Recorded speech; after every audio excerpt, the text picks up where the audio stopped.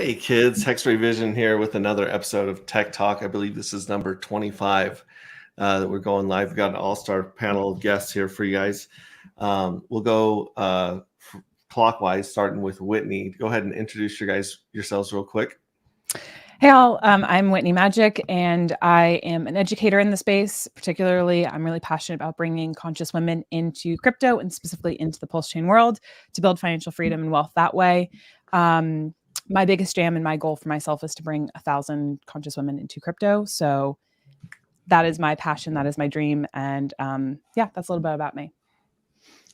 All right, I go by Proof of No Work Dev. I'm a PulseChain founder. I developed my own tokens called Proof of No Work and Proof of Some Work. You can find me on X or Twitter at PoNW token or at PoNW crypto. And I'm most active on Telegram at t.me/proof of no work. Cool. I'm CryptoCoffee online. First name is Matt. I'm sure you could really find me if you wanted to, but yeah, I've been in crypto since 2015. Riding all the cycles, educator, sell courses, hexpassiveincome.com if you're brand new to crypto. Shameless shill. But no, I really can help you get into crypto and save hundreds of dollars in mistakes, thousands maybe, months worth of time in the learning process. If you're brand new to crypto, you got to get something like hexpassiveincome.com. Excited for the bull market ahead. That's it. Awesome. I'm Rachel, or FashionCoder, or Crypto Bestie. Any of those work. And I am a content creator in the space, mostly on YouTube or Instagram. So it's FashionCoder on YouTube and FashionCoder6 on Instagram. And I just love being a part of this space, helping people get into crypto. And I do have a website as well with a couple of courses on it. And it's cryptocompetent.com. So it's all for beginners. And I've just loved doing all of that. So that's me. Brandon Davis, aka Rags to Riches, is how most of you guys know me. I think I've been in crypto since 2013.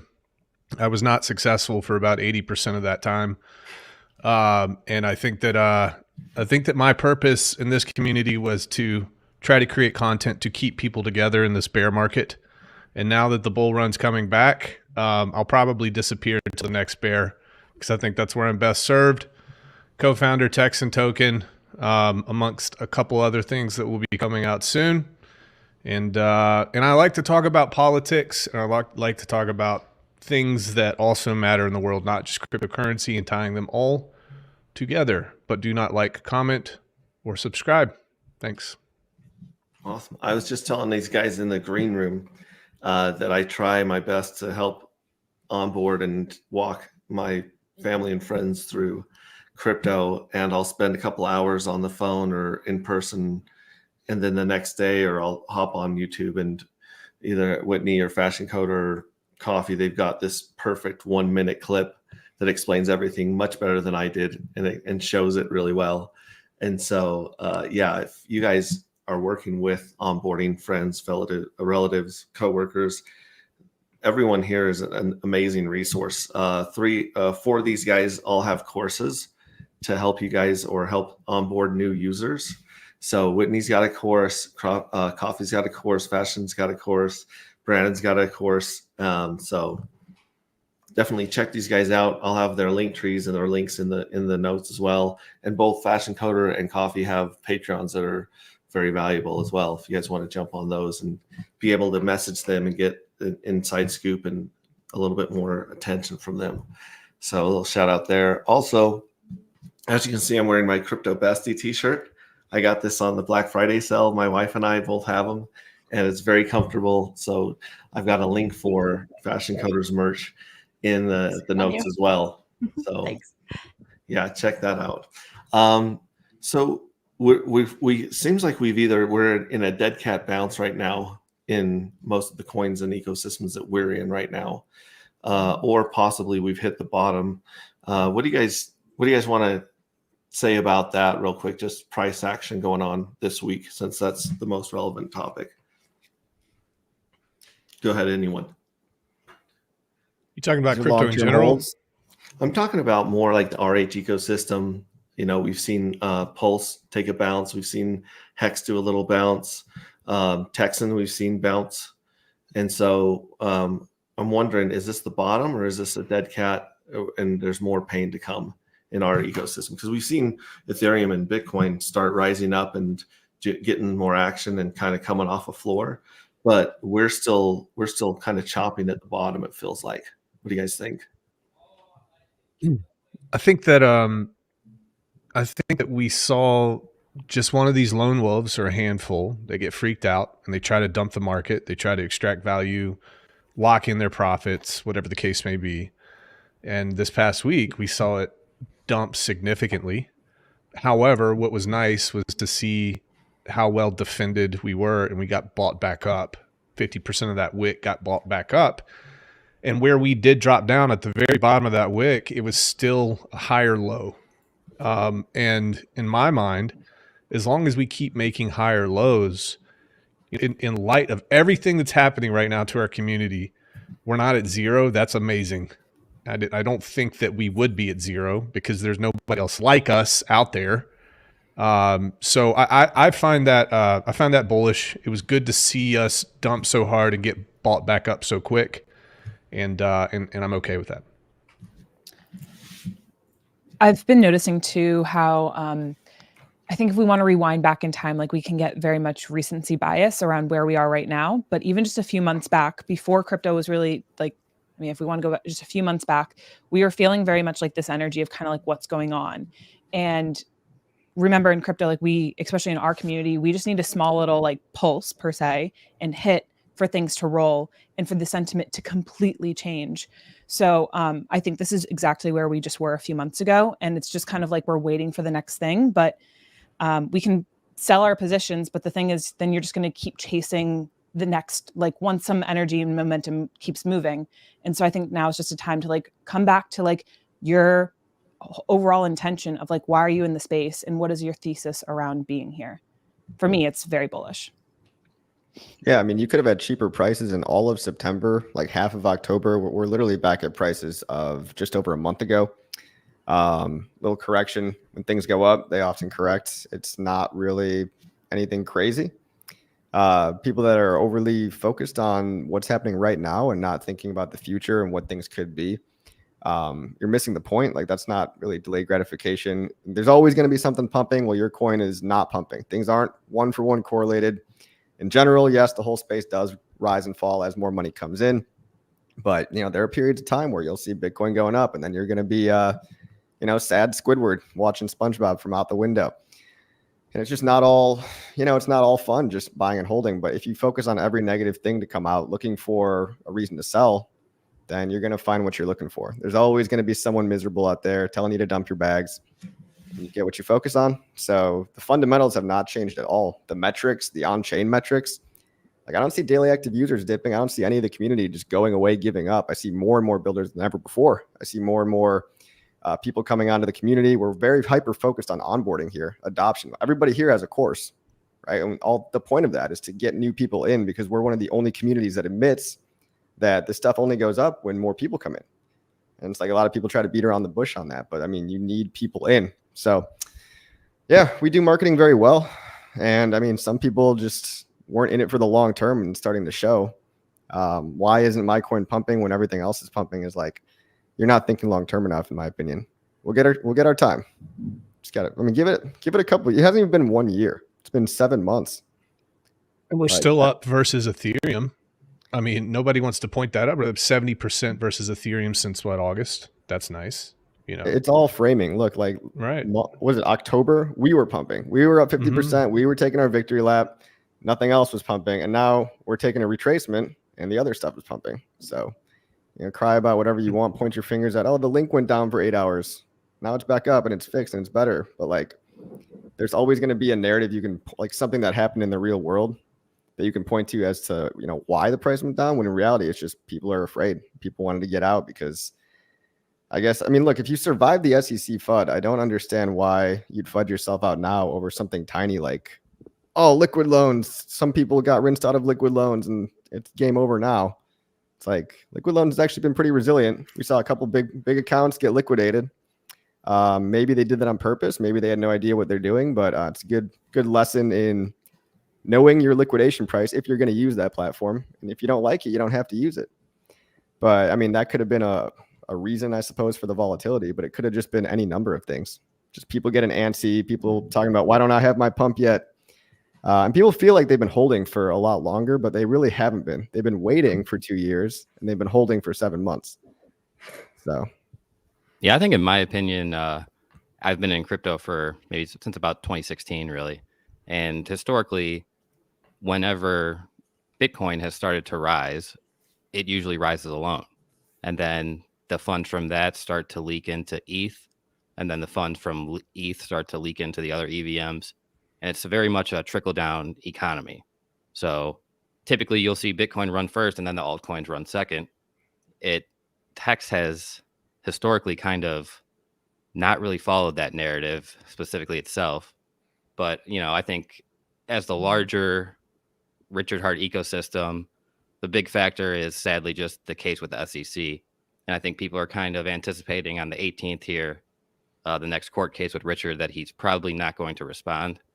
So that might give a little bit more short-term FUD, people like, oh, he didn't respond to the case or whatever. And then you have I forget, it's like the 20-something of January where he actually has the first hearing. So I think there's a lot of short-term FOMO going on of people thinking that there's going to be some type of negative event that might come out of that. And that's might be why you're seeing a little bit of the sell-off now. But I think that ultimately after that January case, that hearing starts, you're going to probably, I think that's around the time where this big FUD for this ecosystem ends.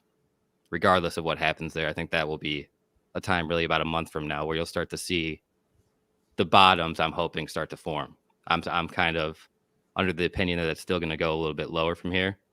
But I mean, I think we're pretty close to the bottom, wherever it is, wherever it might be. So just hoping that we get some type of good news on that case coming up sometime over the year, because as decentralized as all this is, I feel like it's just a response to me. it's a response. Yeah. Just to acknowledge, I think maybe not even a response, just an acknowledgement, a public acknowledgement, that because Richard hasn't even on his social media has really publicly addressed or acknowledged the fact that the case even exists.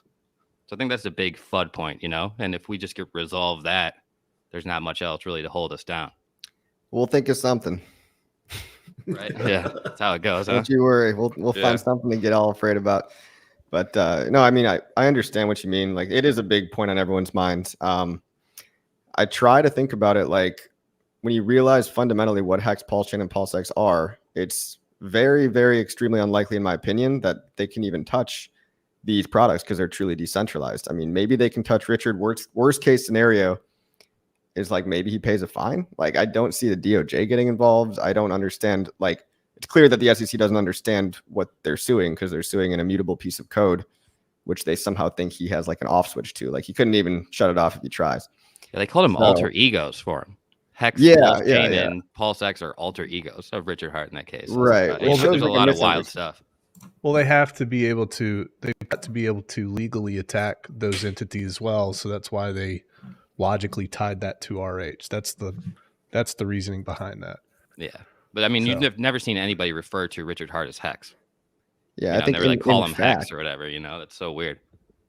Like, it is a fact that there is no Hex company. There's no corporation. And whatever information they got, it sounds like they did the bare minimum research. It sounds like that's not going to hold up.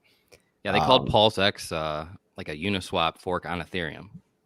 Yeah, there's a lot of facts that are PulseX is wrong. on Ethereum. It's just there's a lot of misinformation in that case for sure. Right. And what do you think, FashionCoder?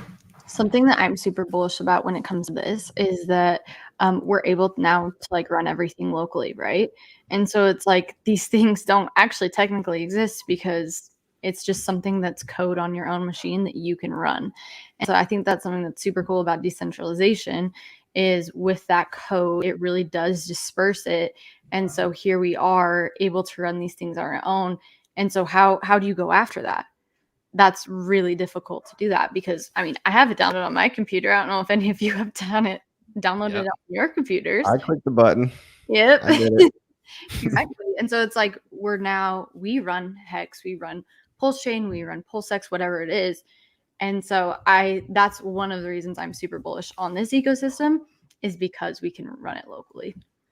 Yeah, the only thing they could do is just intimidate us all into not using it. but that's it. Yep. You know, it's ultimately up to us. We can choose to run the software. We can choose to participate or not. So that's their only tactic at the end, is just a fear tactic to get people it's the to chilling not want to effect. participate.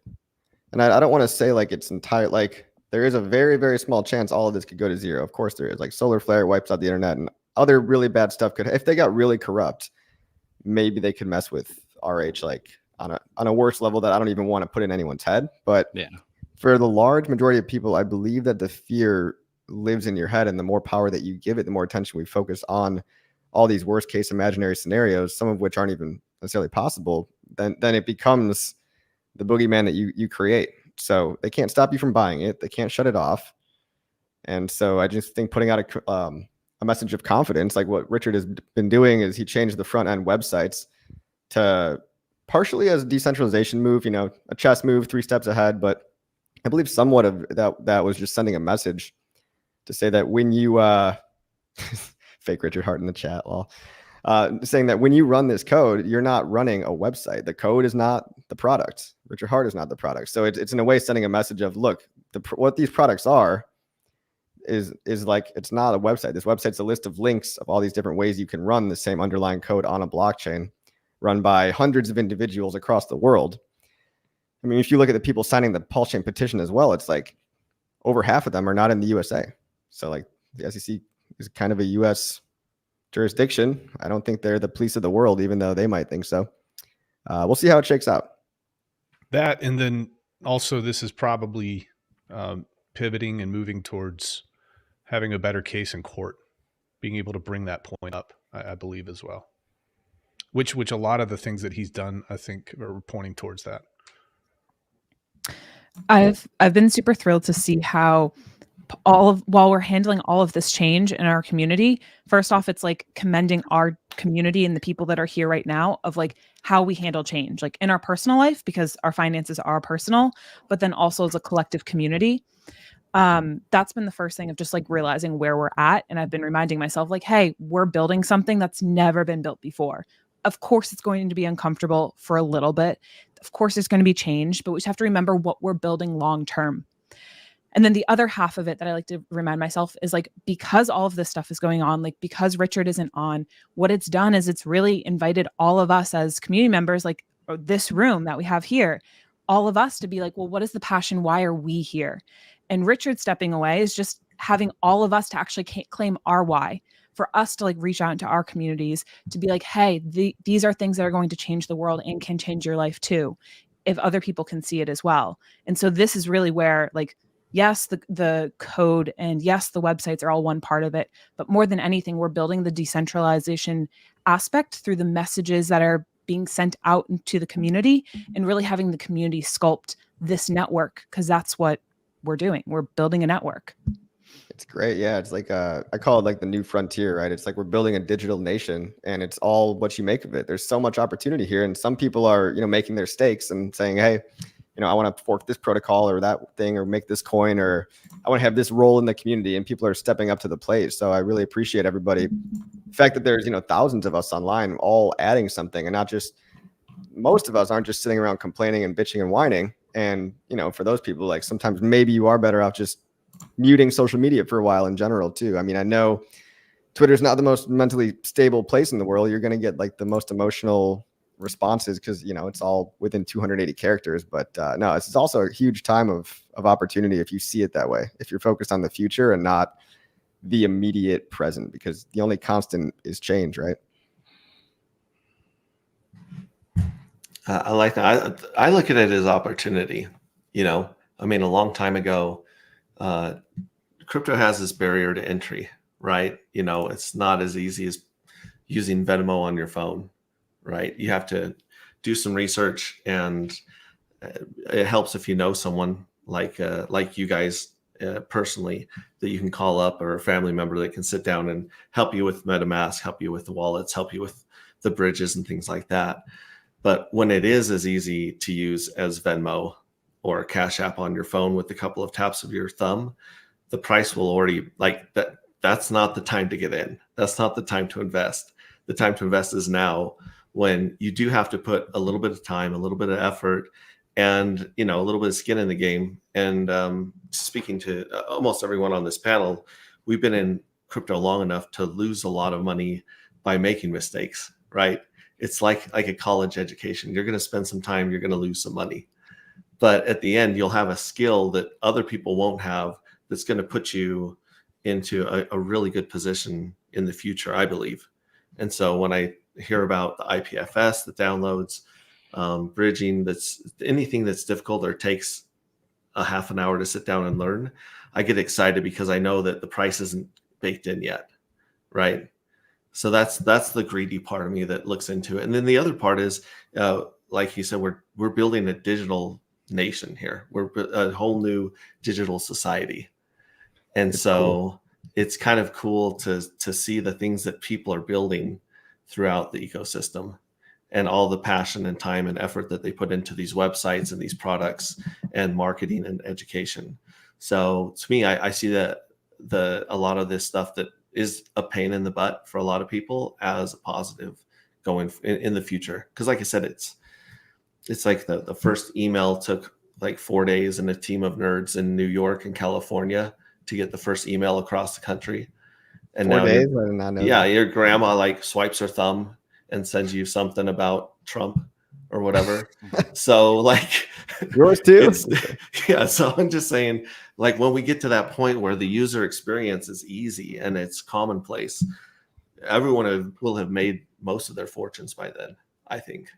That's something really helpful to know is like, if you ever go on the early Bitcoin talk forums, like if you want a little bit of history repeating, a little bit of confidence and conviction, go watch everybody talking shit about Ethereum when it launched on a Bitcoin talk forum. All the really smart guys, too smart for their own good, inventing every single reason of why it'll never work out. And you can even go farther back of like, everyone freaking out that why would I enter my credit card info on a website? How could I trust this website? It's not going to steal all my money. And now it's like, Pizza Hut was the first person to do digital commerce, e-commerce, I believe. And it was like revolutionary in the late 90s. And then you go as far back as electricity, right? And you could see all those, there was electricity FUD by Big Horse and Buggy. So, there's always going to be naysayers of all the new stuff, but we all share common ideals. We want decentralization, freedom. Freedom's not free, so you might have to click an extra button or two, but I think, it will get easier. We don't live in a vacuum. Things will get easier. But what I love about the community is that we've all shared like a common set of principles. We all like decentralization. We all like getting rich. The gains and the freedom, they go hand in hand. And, we're going to see governments start coming for people's freedoms more and more. So it's a good place to be right now where something can't be shut off. Yeah, I shared a thought along that line on Twitter about how normal isn't necessarily normal. It's just normal right now. Like 500 years ago, it was normal to burn women at the stake for accusations of being a witch. 200 years ago, you could trade humans as property. 50 years ago, they told you it was healthy for you to smoke. Good for your health. What's normal in the current time isn't necessarily beneficial or good for us all. And maybe this whole move by Richard Hart to have everything with the decentralized front end and something might become the norm, to go away from hosted front ends from all these different communities where there could be vulnerabilities. If you just have it, Richard made a really good tweet about the hash representing the data, like hosted on IPFS. So you visit that hash will never be changed. So you're not interacting with anything faulty. It's really like the most ultimate secure model that you could have. And I really like his thought about that. And I could see that becoming the norm going forward. Maybe if other communities start to realize how beneficial this could be for them and their users. One quote I saw today on Twitter, someone else who is in our community said, if you're right too early, people will call you crazy. And that's what I relate to that. Yeah. Right. And I was having conversations with even like my family this weekend. And I'm just like, I'm trying to speak about the patterns that are going on in the world. Can you please see it? And it's like, that's fine. They don't see it right now. Instead, they're going to call me crazy. In 2 years, they're going to be right back being like, okay, Whitney did it again. But like, it's just noticing we're going to get pushed, but we have to stick to what our plan is. Yeah, we've seen them try to shut people off before, and it's all fun and games until they come for what you think is important. So, they tried to shut off bank accounts of gun companies, marijuana companies. Maybe you don't like guns, but a lot of people do, or weed or whatever. But, we saw truckers in Canada. That's a famous example of what we thought was a free nation, Canada, run by Trudeau, acting kind of like a communist. And that's a slippery slope. And then you've got farmers in the Netherlands that had to like kill all their cows. I think they shut people's bank accounts off in the Netherlands too, under some BS narrative. I mean, it's the globalists, Alex Jones, but no, really, they are coming, and it's going to take a couple of examples of, oh, that'll never happen to me, and then it does, and then all of a sudden, I think this downloadable DeFi stuff will be a lot more in the popular culture. It's not only Richard too. We've seen Ivan on Tech. We've seen even the Liquidity protocol. A lot of protocols on Ethereum are maybe taking a play out of Richard's book, but they're also thinking about their own protocols. If it is really decentralized, you can't stop. I mean, we saw the UK censor people from downloading Bitcoin if you had a UK IP address.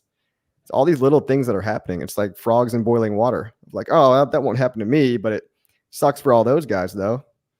But what happens when it does? I think that's why we need Richard back. I think that's why we need him to start making some videos. And I think it would signal very, very strongly to not only PulseChain, but also crypto at large, and the influence and reach that he has on all of his social media, for him to stand in the face of Goliath and then say what's up. I think that's extremely important. And I think right now is a perfect time for that. I don't want people to get intimidated by a bureaucratic enforcement arm of the United States government, i.e. the SEC, and be afraid and have this narrative that Richard is running. I know that he has no problem sticking up for this community and crypto at large. So I would implore him to, this is a perfect time. Come back, start talking about it. Speak truth directly to the face of the SEC. I don't really think there's anything to lose as long as you're not implicating yourself legally. So I would really like to see that personally. I think after a formal process server serves him, if they do the bare minimum research or whatever they have to do with the Hog Convention, like I think then he'll maybe be less legally tied. But by talking about it now would be an admission of knowing about it. You know what I mean? I think he's ready and willing. Personally, I just think it's like the process has to start. Yeah, I mean, I wish he would just take some of his tweets and start making 5 or 10 minute videos. That would go a long, long way. This and this isn't me like I can't tell the man what to do. I don't know what the man's thinking. I don't know the legal advice he's received. But what I will say is, if somebody else is posting on his Twitter, maybe he could say, hey, somebody posted on my Twitter this very, very interesting tweet, and let me repeat it back to you, because that's the equivalent of what he did with his 30-second clip or whatever it was back in the, I don't know, 5-6 months ago. I'd like to see him be up in front and center again. I hope that this isn't a silent martyrdom. I don't want that. Although martyrdom is pretty solid in a character arc, I will say that. So we'll see. I think he comes out guns blazing, but after the actual thing starts, like I hope feel like he's just like a chained up dog right now, ready to go to war. But that's just my wishful thinking. Me too. I completely agree with what Coffee is feeling. In my mind, I'm just like, all right, we all know Richard is very smart and brilliant with the way that he does everything, where it feels almost like a chess game, like a quantum chess game. He has all this calculated and also tied to the market and understanding the market sentiment, that I'm like, it's going to come. We just have to be, like, I always like to say in the RH ecosystem is like, he rewards the loyal. So it's like, as long as you're aligned in, things are going to be on your side. We're not sure how things are going to play out, but the important thing is we're playing and we're getting exposure to that. So curious to see how and when he comes out. Yeah, I don't view Richard. I don't view Richard as God. I don't view Richard as somebody has quantum mechanics built into his brain. I see Richard as somebody who did something incredible. And sometimes you ask for more than what you get, or maybe he was asking for this. But I kind of see the community in a way being able to help Richard through our message to him as well. I mean, look at all the things that you've done, CryptoCoffee, with all the content that you put out, and you talk about things and you speculate. Don't you think that he watches your content constantly? and probably his opinion could be shifting based on the ideas that you have. And maybe he saw the 3-hour video that I did with the lawyer, and I told the lawyer, act like the SEC. That's what I said for that video. And maybe he saw that. Maybe he came up with ideas. I want people to understand that we can support Richard coming up with honest, truthful, data-driven content to be able to deliver not only to us, but he probably sees it too. So he is a man, and he's an incredible man. But I hate when the community falls into the trap of thinking that he's a god, and he's not. I want to help him out. Let's welcome Sloth to the stream. How's it going, buddy? You've been watching us, and you got anything to add about the market and I don't. IPFS and lawyers and the SEC?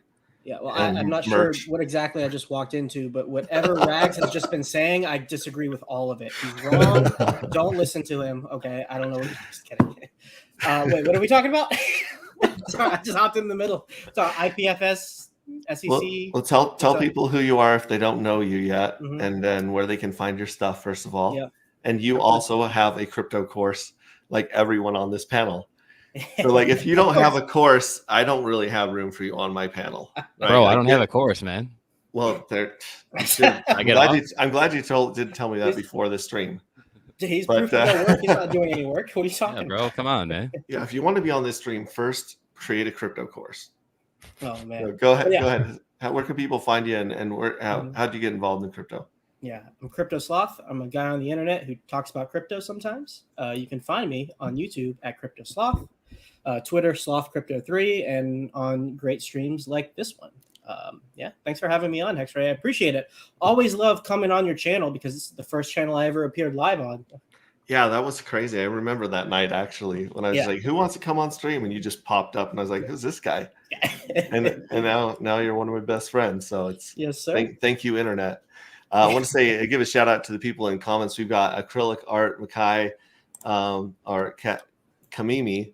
We got Crypto Compassion, FashionCoder. You're in there saying hi. Whitney, of course, is in there. Hexicat, Red Squirrel. We got Norbert Nady, who was on last week, who brought in some good stuff. We got Swizzle Sticks, Crypto BD, Hex Ed, Double Down on 11. I love the name Double Down on 11 because I used to be a blackjack degen. He was saying, I think it's just dead. He's brought the FUD. Double Down says, how many zeros do you need before you call it zero? Swizzle Six says, did you guys see Silver's tweet? And I was going to cover that really quick here. Go ahead. Silver was saying, get ready for the outflow of Hexgus. Join the cycle on gaming.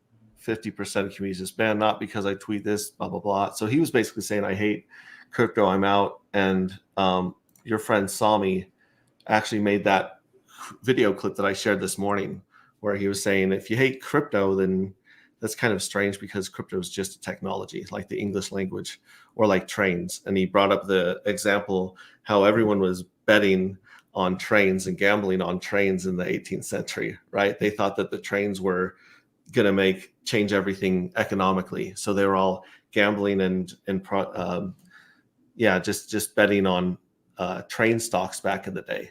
And so crypto is just the new technology that people are trying to, speculate on.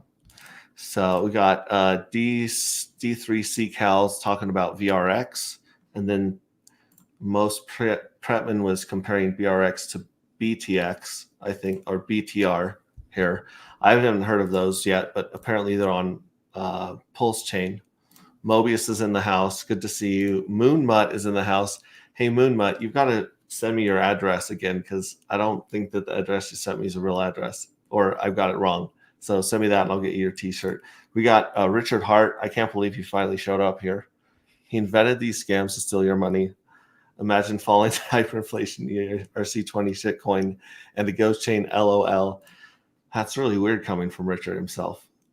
We've got Crypto Bear in the house, and he's talking about the amicus brief being filed. More Richard Hart here. My mental state, my mood changed lately. I can answer the amicus brief. Go ahead. One. Yes. The only thing to answer that is that it has to be submitted after a court process actually kicks off, meaning after Richard would get served. Which he hasn't, because I don't know if you looked at the address they tried to serve him at. It was like the address of literally where an old Hex meetup used to be. It's like an office building in Finland. So it's like, tell me you did no research without telling me, bros. Come on, Gary, do better. But no, we will send it. We got Adam in here. Also, I've been giving out some wrenches. So if I see you and you're positive you've got a wrench, including I think Whitney and Fashion. You guys are both moderators on my channel now. Congratulations. Bird Dog's in here. Adam from Viber Finance, like I said. Maddie Allen, he says, "Sup, y'all? Appreciate y'all." Shout out to Good to Maddie see Allen, Maddie man. in here. Then we've come a long way to burning hex at the stake. And then Swizzle says the spice is flowing through rags. Is that like the spice on Dune? Dude, I was watching that last night, actually. You were watching Creepy. Dune last night? I'm really excited for the sequel. Me too, man. Cool. Coffee, what do you think, man? What's the spice? Is that like that's like that drug that goes from through Dune. them? Yeah. In Dune. It's a hallucinogenic element on Arrakis, and it's the most expensive, the most valuable thing in the universe. I saw the South Park about it, so I pretty much understand. Makes your eyes blue. That's why. Wait, are you on it right now? Yeah. Well, look at his eyes. Can you tell? Yeah. We got Hexy Quinn in the house. And then Mary says Coffee's been making tutorial videos. FashionCoder speaks Swedish. You do? Whitney motivating people to onboard. Rags says articles getting picked up by AI. Wonderful times to be in the right tech. Yeah, Hold it's up. insane. You speak Swedish? I had no idea. No, I don't. So I'll actually say something for Maddie about this. If you go look at his tweet, he has this AI that will change like how your lips move and will speak the language in like your tone of voice, which is wild. And so it's going to be a part of the Hex conference somehow. But anyways, so Awesome. Yeah. We got Paul here. Says get him Hex live. Part of the mentor team. That's good to see you, buddy. Speaking of the mentor team, we'll be having Gerardo and Corey Costa and Hodpril on here on January 7th. So check in on that. That's going to be a killer one as well. I hope RH speaks at the conference in January. He spoke every year in the past. I don't know anything. Yeah, that would be great to hear from him at the conference. The conference is January 6th through the 9th. So that's going to be so much information there. And then he says, that's awesome to find. DeFi's in the house. Some guy named cryptosloth. Says, what's good, everyone? Loser. David Lee in the house. I know him. He's a great guy. Hey, fam, listening panel discussion. Tap the like. Yeah, everyone tap the like.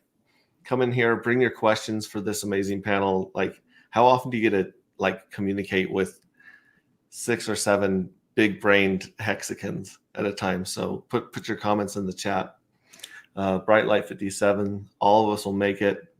And then some more Red Squirrel coming in. And Crypto Bear says, thanks, Coffee. So, yeah, that's awesome. I absolutely love the people in chat that show up here to Tech Talk. So moving on we were talking about the IPFS situation, right? Where we're kind of taking control of our own links and our own running stuff off our own machines. I actually didn't know anything about IPFS until I was streaming with PoNW Dev about a year ago, because I was trying to update my worldview on NFTs and how they were hosted and how they were attached to the blockchain, and if there was a better way to do them or a more secure way to do NFTs than what we had heard from Richard Hart, which back then was, it's a JPEG loosely associated with the serial number and, hosted on a website. But can you speak to that and what you've been working on there, PoNW Dev, Proof of No Work Dev? Yeah, well, the IPFS thing is called the Interplanetary File Storage System, and it allows you to host decentralized files in a manner that anyone can access. So for something like our ecosystem here, where there's court cases or some type of threatening litigation, this is the perfect resource for us. And for NFT specifically, Richard had that whole thing about loosely related to a JPEG that may or may not be hosted on the blockchain or the internet. This IPFS allows you to locate a specific image at a specific hash so that that image is forever stored on that IPFS, so that if you have the link to that image, you own it, and you can show registered claim of your ownership of that hash essentially via your NFT. So that was the way to actually have the NFT uploaded and fixed to the blockchain so that it was immutable and couldn't be changed, because, you know, Richard's whole thing was, what if you have, I don't know, the picture of these monkeys and then people just replace it with a dick pic? There's nothing that you could do to stop it unless you have this IPFS hash set up. And again, there's another thing, the contract owner of the NFTs could change the hash of where the images are located on specific contracts. So ideally, to make it completely immutable on an NFT side, you would have the image files uploaded to IPFS, and then the contract owner would renounce all their admin privileges. So then it is truly fixed at forever at that address, and you have an identifier to know exactly where it is. So it's a really good resource, and it goes far beyond NFTs. You know, you're seeing it with these front ends, but there's also, have you ever had some type of super critical data or secret data that you were afraid could get lost, or that you wanted to share with others but like felt some type of pressure about? You could upload this information to IPFS, and there's all kinds of different use cases for it. So it's a very powerful resource. And there's other services, blockchain services, that exist like this too, but IPFS is the most trusted and most widely used one. So that's the one that we all tend to go with as developers. It's just cool that the whole community is being familiarized with this concept, which is typically, you know, more of an advanced thing. Like, people are used to using HTTPS, which is the regular internet. But when you understand kind of the basics of what IPFS is, I mean, if you don't understand anything else, you can just know that it's the decentralized internet. And the fact that you now have thousands of people familiar with this concept in their brain is a huge step forward in the worst case scenario, but also just in the future going forward. If we decide to make IPFS the norm, it's entirely in our power to do that. I mean, we made Uniswap popular. Before Uniswap, DEXs used to be garbage. I mean, Uniswap was the first good one. And so, like, again, when I say we don't live in this vacuum, there's progress all the time. Eventually, I think IPFS will be more and more easily baked into every browser. Like, you can go on Brave browser right now and run IPFS, just type the hash in your search bar and just run it yourself the real way, where nobody can shut you off. On Google, you have to go through a gateway, but you know that could change pretty soon. Google could just add some settings, or people could just migrate over to Brave, which is more crypto friendly, or they could download it. So yeah, definitely recommend Brave browser. Definitely get Brave is good.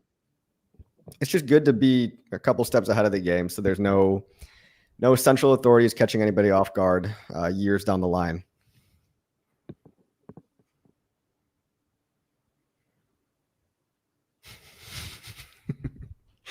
Yeah, I mean, look, you could download it as well. If it's not that hard of a thing to do, people are like, oh, who's going to do that? Who's going to do that? But I mean, you've seen the Liquidity protocol copy this exact proof of concept. And yes, you could have, I mean, for example, if developers or Richard is listening, yes, you could definitely do some things to that homepage, that landing page, guys out there. I'm sure you're up to your neck with work already, but like a little call to action saying click here, because some people, they just like read the letters IPFS, I think, and they just zone out. Like, I don't know what happens in people's brains, but if you want to understand it bad enough, you'll figure out how to click twice. Or if you like, click here button is a good idea, man, or like an arrow or something. Just say step 1 or step, I don't know. That's a good point, because I do get people that are like, what is this? What do I do here? They don't even know to click, you know? Yeah, I mean, it's not that hard, but yeah, we do have to think about regular people and just making it more easy. And hopefully we do live in a future that's, you know, downloadable DeFi becomes the norm, or IPFS is baked into every browser, or people just start to associate, oh, Brave is the crypto browser, so I'll just use Brave for all my stuff. And you've got other projects on PulseChain like PHUX or Fame. They also have IPFS links. They've had those since day one. People don't realize, as a backup option, they have an IPFS hash as well. So it's a good thing to have. It just takes a little bit of getting used to. Does Alex from Hedron have the Uniswap on IPFS too? Yeah, I'm pretty sure he does. I think that's there, yeah. Yeah. No, the whole Hedron and Iosa system is going through some updates that you've been talking about, Sloth. you want to speak to some of those? And if I hold like some Iosa and some what do I need to know about these updates coming up? Yeah, sure. So Alex is deploying some new contracts for Hedron and Iosa, basically adding extra functionality, adding extra utility to the tokens, and really with the main ethos of things being more interoperable. So the main thing to understand about it is that like Hedron on Ethereum and Hedron on PulseChain will have the same fundamental utility in terms of like what they can do on the blockchain. What the prices will be may be different, but that's a conversation for a different time. What somebody as a holder or a staker would need to know is that you really don't have to do anything. So we don't have exact details on what's going to happen. We have some announcements from him in the Iosa Telegram. But generally what's going to happen is there's going to be a migration period where you can swap your liquid coins over to the new coins on the V2 contracts, upgrade your stakes. HSIs are getting some tech upgrades and being renamed as HMIs, hex mining instances. There's some upgrades to the auction house, but generally we're just kind of in a holding pattern. We're waiting for the testnet to launch to get the official mechanics on how things are going to work for the migration, as well as test out all the new features. And then if the testnet goes well for a period of time, then we'll get the details on the official migration for the contract. So I'm excited about it. I haven't been talking about it too much recently outside of the stream I did a while ago because there's really just not much to say. But I'm pretty excited about some of those upgrades and some of the new features that it's getting. And my speculation on all of this is that this is kind of like the preemptive state that Alex needs to be able to plug in tokens from both chains into new things that he builds in the future. The one that I cite a lot is like a rocket pool fork. So like pooled PulseChain validators, where you can get exposure to the inflation of PulseChain through the validators without having to run one yourself. What's that whole thing with Iosa and Hedron? Were they going to upgrade combine them both into one contract so that it's one token? Pretty much. That's the general idea. There'll still be two different contracts, one on Ethereum and one on PulseChain. But like right now, the way it works with like the auction house is probably the best way to describe it, is that like if you were bidding on stakes on the Ethereum side, you can't use your P Hedron to bid on EHEX stakes, and the same for vice versa. With the new upgrade, you'll be able to bridge tokens from either side and bid on stakes from either chain yourself. And the cool thing about that is they're not priced in dollar value; they're priced in absolute terms, right? So like 1,000 Hedron, P Hedron, and 1,000 E Hedron will be weighted equally, independent on if you're bidding for P hex or E hex stakes. That's really cool. Yeah, I like that. I like it too. There's some cool mechanisms behind that, where how it could like support the price of one another as time goes on, but. It's kind of like it's really confusing, and this is like a criticism that it's gotten when he announced it, and I totally understand. It's like, oh my gosh, there's like 80 new things I got to learn on a protocol that's already pretty complicated. But I think after we get through this migration period and kind of like get us over that hump, the end experience for users is going to be much simpler. You basically don't have to answer the question like, hey, which one do I need to buy or where do I need to stake it? The answer is buy whatever you want and stake it wherever you want. And so it becomes so much easier for the end user and people wanting to participate. That's exciting. I know I've wanted to go and snipe some of the HSI stakes with the prices being so low right now, and it does take some a little learning curve to figure out the auction process. So that's cool. It's going there. We got a shout out to Inviting Freedom, Ryan Lopez, Mudhog, Toby One. We got just an all-star chat and an all-star cast both. Like, this is great. We got Davis in the house. Good to see you, Davis. And of course, that Chad Donnerschwanz. Do not Google what Donnerschwanz means in German. CryptoSloth is the recommendation to not start new stakes for Iosa Hedron until this new upgrade's rolled out. I was thinking and just compounded the restakes for 360 days. Am I screwed? Yeah. Awesome. First, Toby, great to see you, buddy. I've been enjoying your tweets lately. So you can do whatever you want still. Whatever you do, you'll be able to migrate over to the new contracts exactly how it is. So if you if you compound and then you lock yourself up again, you'll be able to upgrade those stakes into the new contract. So it'll be like nothing happened. So whatever you've done or whatever you plan to do, just keep doing your plan as normal, and there'll be a way for you to migrate over without, losing out on any tokens, basically. So yeah, liquid or staked, you should be able to migrate over, no issue. Exactly. WhatsAs will be able to be upgraded too, and then HSIs will be able to be upgraded to HMIs as well. So everything you have will be exactly the same over. You'll just have to run like a couple transactions. Cool. And now we got Hex Clips in the chat as well, saying great stream, guys and girls. Thank you very much. So now going on to PulseChain and PulseChain growing, we've had a whole week to watch liquid loans and what's going on with them, and that's been insane, just the activity that's been happening around liquid loans. Have you guys been on there and played around with any of the staking or loaning yourselves? I haven't, bro. I've been full degen, just buying the USDL. When it goes down below 90 cents, I buy it, or 93 cents, buy it, wait for it to go to $1, sell it. That's how I've been making money off liquid loans. Yeah.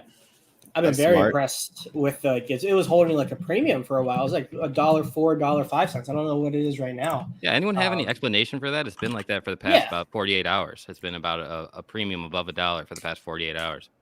Yeah. People are buying it so they can stake it in the stability pool. Yep. And because we don't have redemptions live yet, going the other way, you can't really, like, that mechanism isn't there to bring the price back down, right? So it's like the stability pool APRs were like over 1,000 yesterday, and it's like 400 or 500 right now. And a lot of the reason for that is because the loan token has been pumping itself. So like it's paid out loan token, so obviously the APR is going up. The loan token pump, that makes sense. Yeah. There you go. So when you're staking in the stability pool, like you can only stake with USDL. So it's either you're taking a vault or you're buying it off the market. And if there are no redemptions to bring the price back down to exchange for Pulse for $1, then like it doesn't it makes sense why the premium is there, because it's just in demand right now for the staking. Gotcha. Yeah. I think it's a cool protocol. I think it's a very interesting experiment. You can wreck yourself, of course, but it can add a lot more buy pressure because everyone's now minting coins on small leverage. Hopefully not a lot, right? Like hopefully you keep your liquidation price pretty low, meaning hopefully you over collateralize at least maybe 5 times. You just always have to keep an eye on that liquidation price. And when you're minting stable coins, you don't want the price to fall and then be surprised that, you just lost all your pulse, even though you'll be left with your USDL. But that's one of those protocols that I think is simple enough for people to kind of understand, especially with the whole team and all the educating they've been doing. But it's tough, in a bear market, it's hard to get people to even care at all. So now we're talking about all these meta, like sub protocols, even the Hedron thing. And it's like the communist coin. It's like, we got to kind of just focus back on onboarding, in my opinion, on the value props of PulseChain, Hex, and PulseX right now. Not just starting out with, hey, here's this shiny object that's like a derivative product or a tool or whatever. A lot of us like complexity, but we forget that onboarding new people is the most important thing all the time for all these coins. If you want everything to pump, it all starts with PLS, right? People have to buy PLS first to buy all the other stuff. So, I mean, everybody should have some vested interest in just talking about simplifying things for people and talking about how to get in. I would love to piggyback off of that. A lot of the conversations I've been having with onboards for myself has been, I've been trying to talk about finance and specifically crypto in a way that's not like traditional boring finance or like heavy crypto jargon. And so I've been finding some of the best success mechanisms that I've got for people is to actually speak about like PLS and PLSX as like the innovation for people to see almost as like, I like to compare it. I speak a lot about energy for people, but also you can see if you're measuring change, it's all just mattering in terms of like, where is energy or where is momentum moving in the world? And a lot of that is just reminding people like stick to the plan, stick to your basics, build a strong conviction around why you're very strong about PulseChain as an ecosystem, and make sure you get a mass amount of exposure to PLS, because that is one of between PLS and PLSX, those are the like bread and butter to the ecosystem. If something's going to take off, it's going to be those that will stay around for the long term. Other than that, get exposure to what you want. But remember, go back to what you're doing and why you're doing it. And for me, I always like to through the lens of innovation. And we can use history in all the ways. Like I love comparing, if anyone needs like an onboarding tool, like take a look at history in terms of how Bitcoin has evolved from cycle 1, 2, and 3. And you can see how like it starts off at like a 13,000x. And then it goes down to a 700x and then down to a 50x. Like it's very incremental. And the same thing goes with ETH.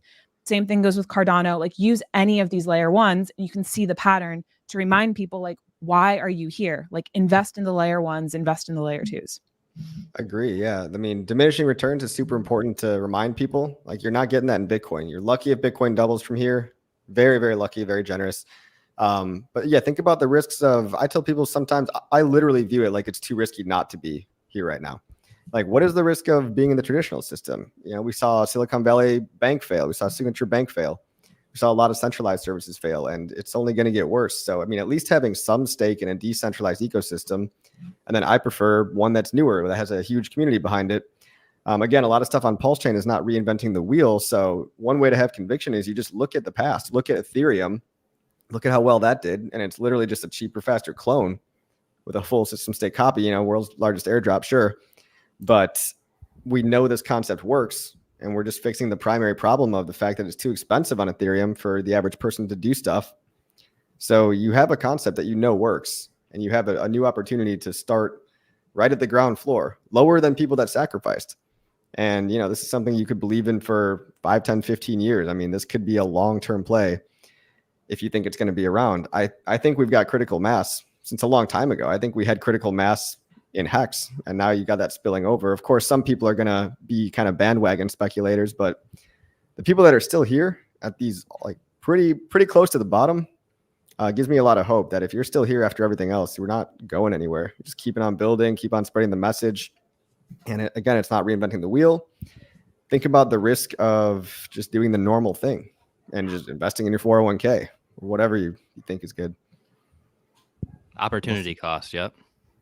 Yeah, I wanted to let FashionCoder give a shout out for some of her links and stuff. They're all going to be in the description of this, but I wanted to thank her very much for coming on. She's a wealth of knowledge and a great part of our community. So sorry I didn't get to catch her before she left. I want to say hi to Academaciated. Hex Glenn's in the house. Somewhere in Hexico is here, and they missed FashionCoder, but there we go. So going back to liquid loans, I was going to say, I've been staking just the USDL the last few days. I've made more money staking the USDL than I've made the last 3 years of crypto combined. Wow. Like, not that the last 3 years were great, but like it's the first time where things have been churning and paying out and growing. So if you guys want man. Thanks. I was going to say, if you guys want to hold a stable coin and get paid on a stable coin, it's paying out 1,400 to 1,500% APR right now. I think it's like 400 right now. Usually a stability pool, but yeah, the stability pool. They're all paying out high, and it's going to come down over time. But yeah, Sure. It's nice to get paid in stables for sure. I moved mine over to the liquidity farm. I don't know if that's going to be. I don't know if I jumped the gun, but they're going to gauge that pool like any minute now. So I'm positioned in there. Can you explain the difference between that, man? What do you mean? You said the liquidity farm versus the pool. What? Sorry, liquidity pool farm on Fux. Oh, okay, my bad. Yeah. I'm in there. I know they're going to gauge it, but we'll have to see if the APY over there beats the APY of just sticking all that loan in the staking thing on the platform. But I mean, look, it's just another great passive income opportunity, and this is a tool that I think is actually useful for a lot of people. Yeah, you also have to consider the risk that you're taking by holding the different types of stable coins, right? So like a lot of the bridge stablecoin pool on PHUX and then the Coast stablecoin, which is CST and USDC, both of them have bridge stablecoins in there. So you have like bridge risk and then you have centralization risk with holding those tokens. So that's kind of like a double-edged risk you're taking on, which could be fine. Like that's just kind of the nature of like where the value is on PulseChain. But with like the USDL stability pool, your main risks are obviously the contract risk with USDL and some Oracle risk. And like the risk profile of that is very, very different than the risk profile in the PHUX stability pools. So like, yeah, it is like Coffee said, it's good to see which APRs are paying higher if like the difference between the risk is negligible for you. But like if the difference in the quality of risk is significant, like I would really take that into consideration when parking your stable somewhere. It's tough, dude. It's like, how do you balance? Because it's you can really tweak yourself out in either direction. Like smart contract risk, who knows if they're unknown unknowns in the Oracle or whatever. Like, luckily, Fetch, I mean, they responsibly disclosed critical bugs that were in Teller. And we're just lucky that we have a good team and good devs. But there's always 0-day exploits, just like there's always the existential risk of the government coming down on anybody, or USDC saying we don't want to allow anybody to bridge stables anymore. Like, I mean, I could invent imaginary horribles. We just, to quote Richard, I guess we're lucky any of this works at all. Pesa Dude says, Buenas tardes. Nice to see these familiar faces in one spot. Thanks. Good to see X-Ray, you. can I shill something real quick, dude? Please do. All right. I am going to starve myself. I'm going to starve myself for the next 72 hours. All right. I've never fasted for 3 days. I might have fasted for about 24 hours at one point. So I'm going to fast for 3 days. And this came out of a stream where I asked people, what would you like? How would you like to see me suffer in exchange for maybe getting some money for some folks who need it on Christmas? All right. So you get to pledge for every hour that I don't eat something. You can pledge like 50 cents or $1 or whatever you want. So this starts for me in 3 hours and 53 minutes. Quite frankly, I'm not looking forward to it. Oh, you're going to suffer, man. Oh, I know. 72 hours is a long time. And I'm going to stream and give you updates. And so here's the deal. If you go to my Twitter, I've got, if you want to do Venmo, I put my Venmo there so you can just send money. Or if you want to wait to see if I break or not for the whole 72 hours, you can certainly just pledge something per hour, 10 cents, 50 cents, $1, whatever. And then once I get the money, if I make it 72 hours without dying, heart palpitations, all that sort of thing, I will, I'll figure out a really cool way to do something neat for folks on Christmas and do it live. So people can like see that I didn't take the money for myself, because we are in crypto and that's what weird people do. So I wanted to shill that. And if for nothing else, you can come just see me suffer. Probably once every 4 hours, I'm going to stream. All right. Is this food and water? Or are you going to be sipping water during the 72 hours? I am allowed to have electrolytes with no sugar. So I've got my special electrolyte mix, which is like, it's solid. So I'm going to be dying, going to be crying. I'm thrilled for you for this. Just like the fasting process, you're definitely going to lighten a lot. And who knows what you'll leave behind, but you'll be making space for more. Yeah. That's what they say. So I'm going to be praying to God once every 5 hours. Apparently, when the food cravings come, you're supposed to pray and meditate. So we'll see what happens. Maybe I'll do it on camera. Well, going back a couple of Christmases, you sponsored a family, correct? A father and his daughter the first year. The second year, you sponsored a fight club or a boxing club in your hometown or in your area that needed some funds to help the kids there. Do you have an idea of who your victim's going to be this year? I don't know if I could turn back the hands of time, and if I were you, I wouldn't use the word victim. But beyond that, I don't know, man. I had like Walmart layaway vibes going on, like just going in and paying people, paying their layaways off, or finding somebody in line that has a bunch of toys and just being like, hey, I got this for you, just something like that. So if you guys can come up with any cool ideas too, I'm open for it. Coffee, I know you did some stuff like that, right? Yeah, I bought people's groceries one time. It felt a little disingenuous, like trying to capture it on camera for the views. But I think they understood. A lot of guys just said, no, pay it forward to the next guy. I'm good. I don't need it. And cool. I mean, I had that happen like 3 or 4 times.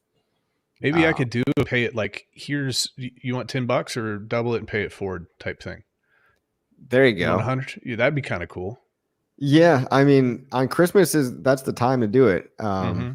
It's hard because you got to have like a guy, if you're going to get it live, you got to have someone else filming, or you're just awkwardly holding a selfie camera, selfie stick the whole time.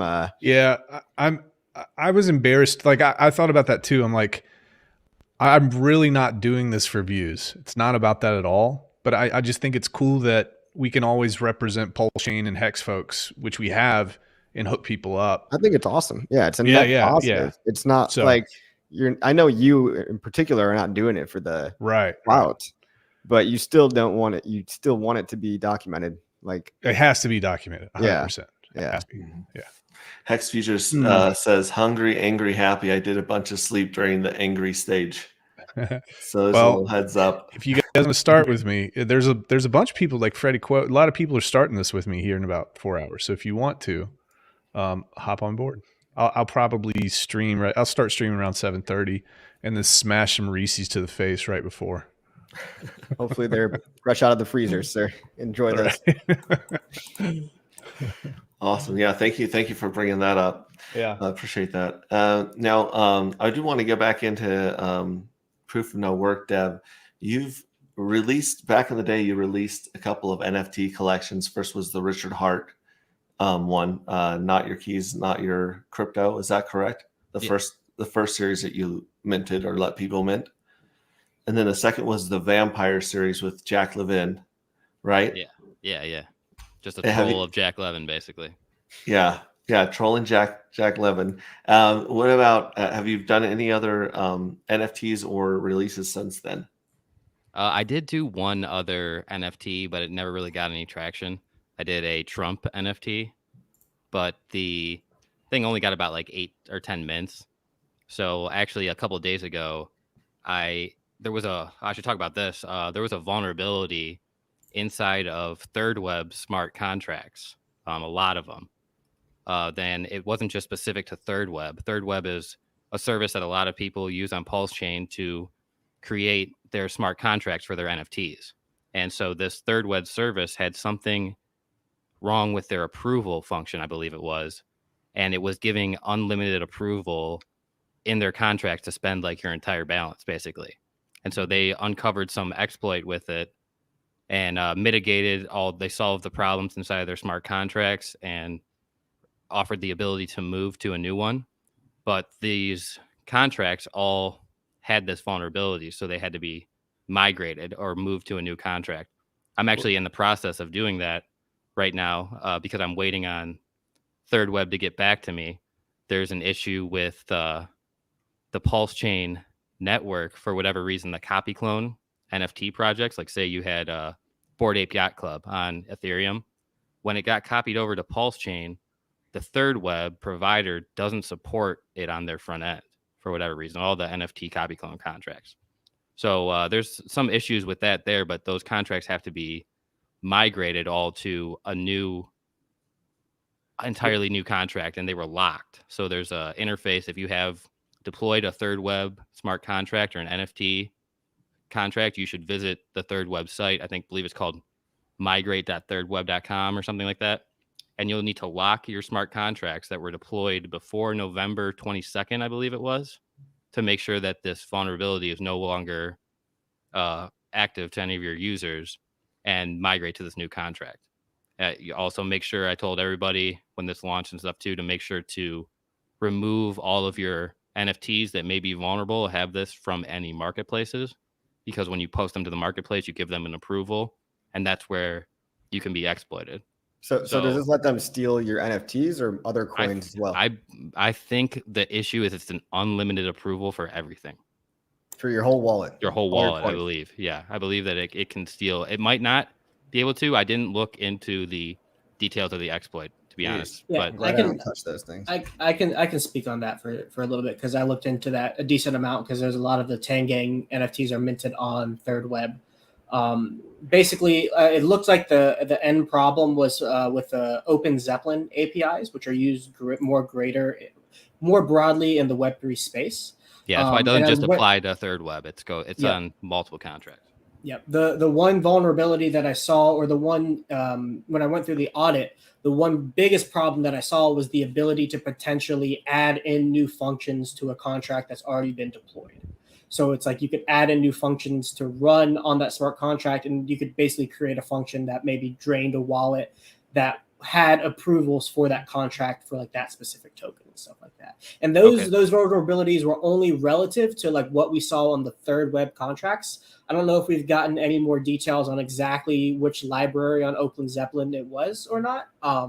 But it was actually, when I was reading, I was like, this is actually pretty scary because there are greater implications for web, not just like PulseChain, but like Ethereum and any smart contracts that have ever been deployed.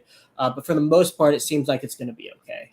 But from your understanding, it was isolated just to the asset that was approved on that contract. It wasn't. That's my understanding. That's my understanding. Yeah. Yeah, because I've heard conflicting information. That I've heard that side of the story, and I've also heard that it might be able to get to other tokens that already had approvals on them. Because, like you said, you could push that these new functions to the contract, so you might be able to access something, a part of that wallet that already had an approval. But that wouldn't make a lot of sense for another contract to be able to access another contract's approval. So hopefully that you are right about that. Hopefully, but anyways. But yeah, that's definitely something to pay attention to. Definitely look that up. Visit thirdweb.com. Look into what they have to say about all that, and do your own research here. But my projects, the NFT projects, the Vamp and Your Keys, Your Crypto collection, are actually currently paused, and I'm waiting to migrate them. I did that about a day or two ago. So the ones the Vamp collection sold out on PulseChain like within, I think it was like day one. Because it was a part of my sacrifice. So people kind of tried to exploit that a little bit and minted a bunch of those to get a bonus. The Your Keys, Your Crypto collection, the Richard Hart tribute, had about 1,300 of the 500 or 5,555 total minted on PulseChain. And I believe it was like 600 or 700 minted on Ethereum. So only had probably about 20% of all of them mint out so far. But I definitely need to get those websites back up live, so they won't be live probably for another day or two. Cool. Let's address this question real quick from Smart. Small Smart Decisions. When will we make a push to get on more exchanges for Pulse and Hex? What do you guys think about that? And then we'll go into back into PulseChain. I first think, just to kick this off, if anyone hasn't seen on Coast this week, I think it was this past week, they announced that now we can directly buy Pulse and PulseX on there. Personally, for someone who's been onboarding a lot, especially of women who are not crypto savvy, this has made my life so much easier. And also, like, on one thing on Coast, one thing that I've really enjoyed is that you can also offboard your USDC. So any stables on there as well. So that makes it really easy for the user experience for people. Instead of having to go through Coinbase, you can literally bring your USDC in through ETH, through Ethereum, but then you can also buy your Pulse and PulseX. That's been one godsend that I'm like, thank God that is here. I would love to hear if anyone else has any other thoughts around other exchanges, but that's like a big celebration for this week. That's incredible. I mean, that's absolutely huge what those guys did. GainPulseChain.com if you want to buy not only stable coins, but you can buy PLS, PulseX, or Hex directly, PHEX. No need for gas, which is a huge onboarding problem in general, just the fact that you even need gas as a concept. So shout out to those guys, Stoic and the whole team. It's amazing. And there's a referral program. I don't know why I don't see more people shilling that referral program. Like, it's the one-stop shop for everything you need to do. It's new, but as long as it's up and you just get right into the coins that you want, even if you're worried about stablecoin risk, just get your stablecoin into the coin that you want quickly, and then you don't have to worry about that. So really awesome. But yeah, more exchanges, I guess, would be good. We've got Gardarian, we've got StealthX, we've got Change Now, we've got what is it? At Pulse LN, you could buy PLS with Cash App. So I think we've got 5 on-ramps there that I just mentioned, but Kenga.com, Kenga.exchange rather. That's in Europe. So a lot of crypto is not in the USA, but it is hard to get listings in the USA. So I think the PulseChain Foundation was going to be working on that, from what I understand. But anybody out there, you can just go to an exchange, go to their support team, ask that PulseChain be listed. That's one thing you could do that beats complaining about not being listed. Yeah, it's like a simple support ticket. You just go and ask, hey, can you list these assets? You can do it on almost any exchange very quickly. Yeah, they might not, but the worst they could say is no. And I guess if you get 10 or 20 people that all file the same support ticket, think about it. It's a win-win for them too. They should want to have us there because we'll bring more money to their platform. They'd be And lucky if to you- have us. Sorry. Yeah. No. If you pay for it, you can definitely get on. Okay. Yeah, I You can don't go like to the bribes. no. And here's the thing. It's MEX C and all sorts of these. They will list you, but you're going to be required to set up a wallet that you actually have access to. You control the wallet, but they're going to pull from that wallet to be able to fill back the liquidity if it gets chopped up.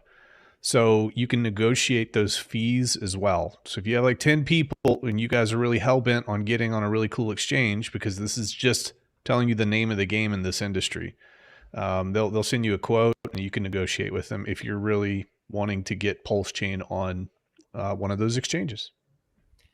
You could be looking at like $1 million bribe fee, extortion fee. I mean, it's not Depending on necessarily how always big it cheap. is. Yeah. Wasn't like Binance $1 million bucks? Yeah, Binance $1 million. If you get to the lower one, it's probably like 10,000 to 20,000. Which is fucked up when you think about it, because let's say any human being tries to withdraw more than that. Like, that's why you don't use these exchanges in general. Yeah. So it's and here's the other thing too. It's I saw this back and forth on Twitter, and people were talking about there's literally no downside to getting an exchange to list your project. I'm like, bro, you haven't been around. That's so true. Watch.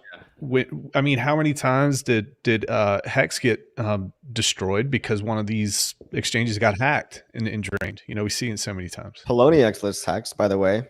There's your centralized, another centralized exchange. And guess what? They got hacked. And what did the hacker do? He dumped all the Hex. Luckily, there was only a couple million.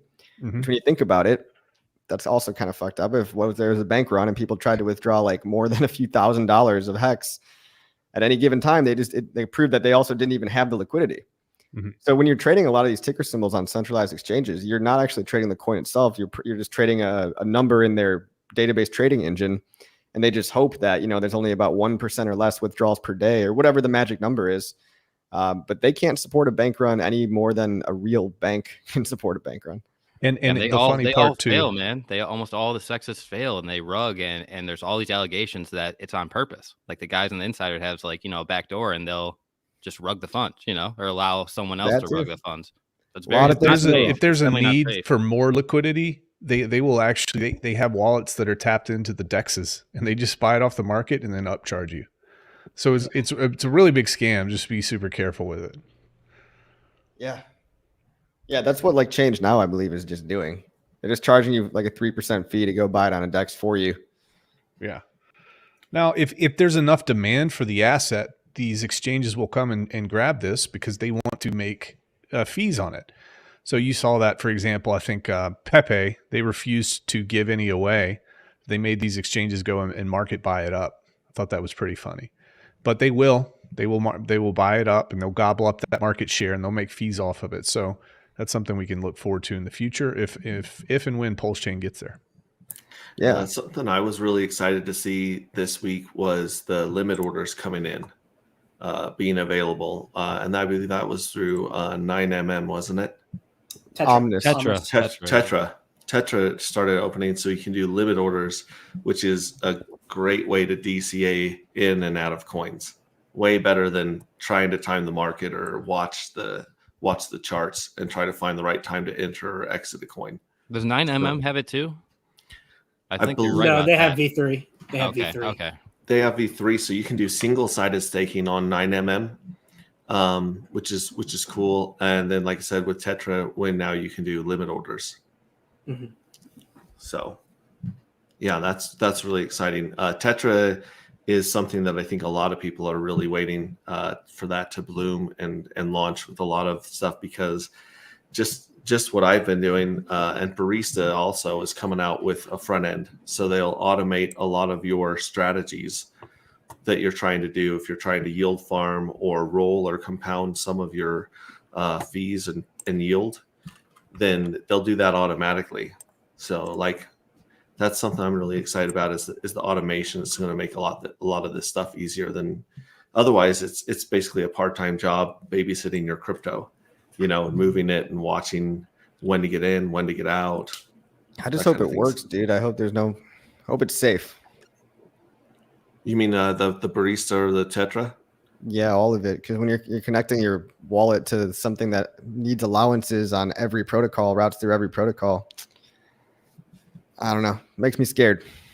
Yeah, There's that a can big definitely be a risk. security vulnerability there, man. You got to make sure that's safe. I don't know what their audits are like or anything, but that's a huge issue for sure. Yeah. Yeah. You can mitigate a lot of that by obviously not connecting like your main vault or like your hex staking ladder to it. Like the strategies, the when you're running an automation, have it be in a separate wallet that doesn't touch anything, and then you just send money to it and have it send money out. That's a great idea. Great idea. Yeah. But I'm excited for especially like we were talking about onboarding. Like I'm sure like Whitney with the people you're onboarding and stuff. If you have like, hey, you explain like these different protocols, you can do X, Y, Z, and their eyes glaze over. Like, what the hell are you talking about? And then you're like, well, hey, you just plug it into this wallet, and everything I just talked about does it for you automatically. That's a huge decrease in activation energy to get people over. You can get them excited, and then you can get them plugged into it immediately without having to have them click all the buttons. Yeah, and one thing I've really been loving is like, of course, I get everyone set up with their lovely hardware devices, but also like for certain people, I'll be like, hey, let me walk you through the bridge. Let's send like one little practice round through so people get like the intimate experience of understanding like kind of the behind the scenes. And then once they understand the long way, I'm like, let me take you in through the short way. And so I think with like each person that we're like working with and welcoming them into the space, it's kind of understanding like what level do they need to be at? Do they want to understand a little bit about like what they're investing in and why it's there? I found it's been very actually empowering for a lot of people who are new to crypto to be like, oh, I understand the bridges. I understand like going from the Ethereum chain over to PulseChain. And they can literally see like the bridges clicking in their mind of like, oh, it's just going across the bridge. Oh, I'm taking empowerment of cash in my hands. And then when I give them the short route, they're like, oh, this is so much easier now. Oh my God, I can see where like innovation moves in the space and how the crypto world evolves too. So I find teaching people multiple ways helps them understand like how much growth there is in the crypto world, and also how early they are to the game and how exciting that is for them to be like, wow, I am here. And yes, you're like sharing this with me as like my first exposure to crypto, but wow, how cool is it that I know about this project right now? Yeah, you're really in the thick of things, like right in the middle of the huge explosion of innovation. I do the same route. Like I do the long way, the official way. Like I call it like the OG DeFi way, which is like the 5-step process. Get an exchange, you go to Metamask, bridge, whatever, and then like I save the other 5 or whatever methods for a subsequent video in my course too. So I think that's a good way, to get people on board. Yeah, people learn differently too, Some people learn through text, some people learn through explanation, some people learn by doing. It seems to be more though that people, when they actually go and do something though and have the feel and they get to look that they actually clicked the button and did it, they feel like you're saying empowered and like they can do it again and they know what they're doing. So it's definitely nice to get people to just try stuff out because then they feel comfortable for sure. Everybody learns by doing. Right. Everyone. And confidence is built over time. That's like one thing I continuously tell everyone, especially like I'm sure anyone's experienced the trouble booting of like going through tech problems. And I'm like, remember, we're going to run into things. The internet is a wide open place. Learn to ask the right questions, respond calmly. And if not, go ask other people in the space. But like confidence is built. Love it. Say hi to Archie S. Fast.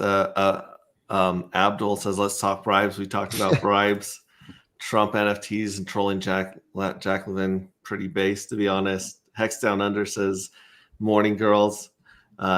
He also, and then Chad says the guy at the blockchain center, PulseChain Foundation, is making a push to get Pulse on exchanges. IIRC, or is that LLRC? In real life? I thought that was maybe, I don't know. DJ Pollywood's in the house. If I remember correctly, that's what I Benny Blanco from the Bronx is in here. J Pond is here. Danny Boy says, found y'all, thought you could hide, a bit late, but I'll have to catch it on replay. And then they're talking about condom wallets. So I'm pretty sure condom wallet they're referring to is like a throwaway wallet, right? I don't think there's actually a wallet called condom wallet. I've never heard that term before. Oh, so, yeah. So you throw up a little wallet with I'm guessing just enough money for fees and to run it and just see what happens to that wallet, right? Before you do your. This is a term, I mean, shout out to Miguel, Dollar Cost Crypto, popularized the term itself, but I mean, it's something popular for people to do in the space, where you just make a completely new set of private keys if you're going to play around with some of these experimental protocols, because we don't know that they're all going to be safe, right? So if you want to mess around on 9inch or PHUX or whatever else, it might not be audited. You've got your stack that you're never going to touch. That's your cold wallet. And then you've got a condom wallet for potentially risky stuff that you don't trust as much. So maybe you've only got 1/10 of your portfolio on there, but you want to try out a new protocol. So it's a really important concept. And what you can do for that is make a different user within your browser. So in the upper right-hand corner of your Chrome or your whatever browser you use, you can add another profile. And so adding more profiles lets you set up a new instance of MetaMask on that profile, which means worst case scenario, if there's some bug that wipes out your entire address, and maybe even addresses connected to that, or maybe somebody steals that private key somehow, you're always going to have your nest egg. You don't have to worry about it. Wallet that only touches dirty places, right? Or, it doesn't even have to be stuff that you might not know. You just don't know if it's dirty or not. It's a condom wallet because you can plug it into anything. And then we've got, it says my hexes will never touch that wallet or touch any other dApps.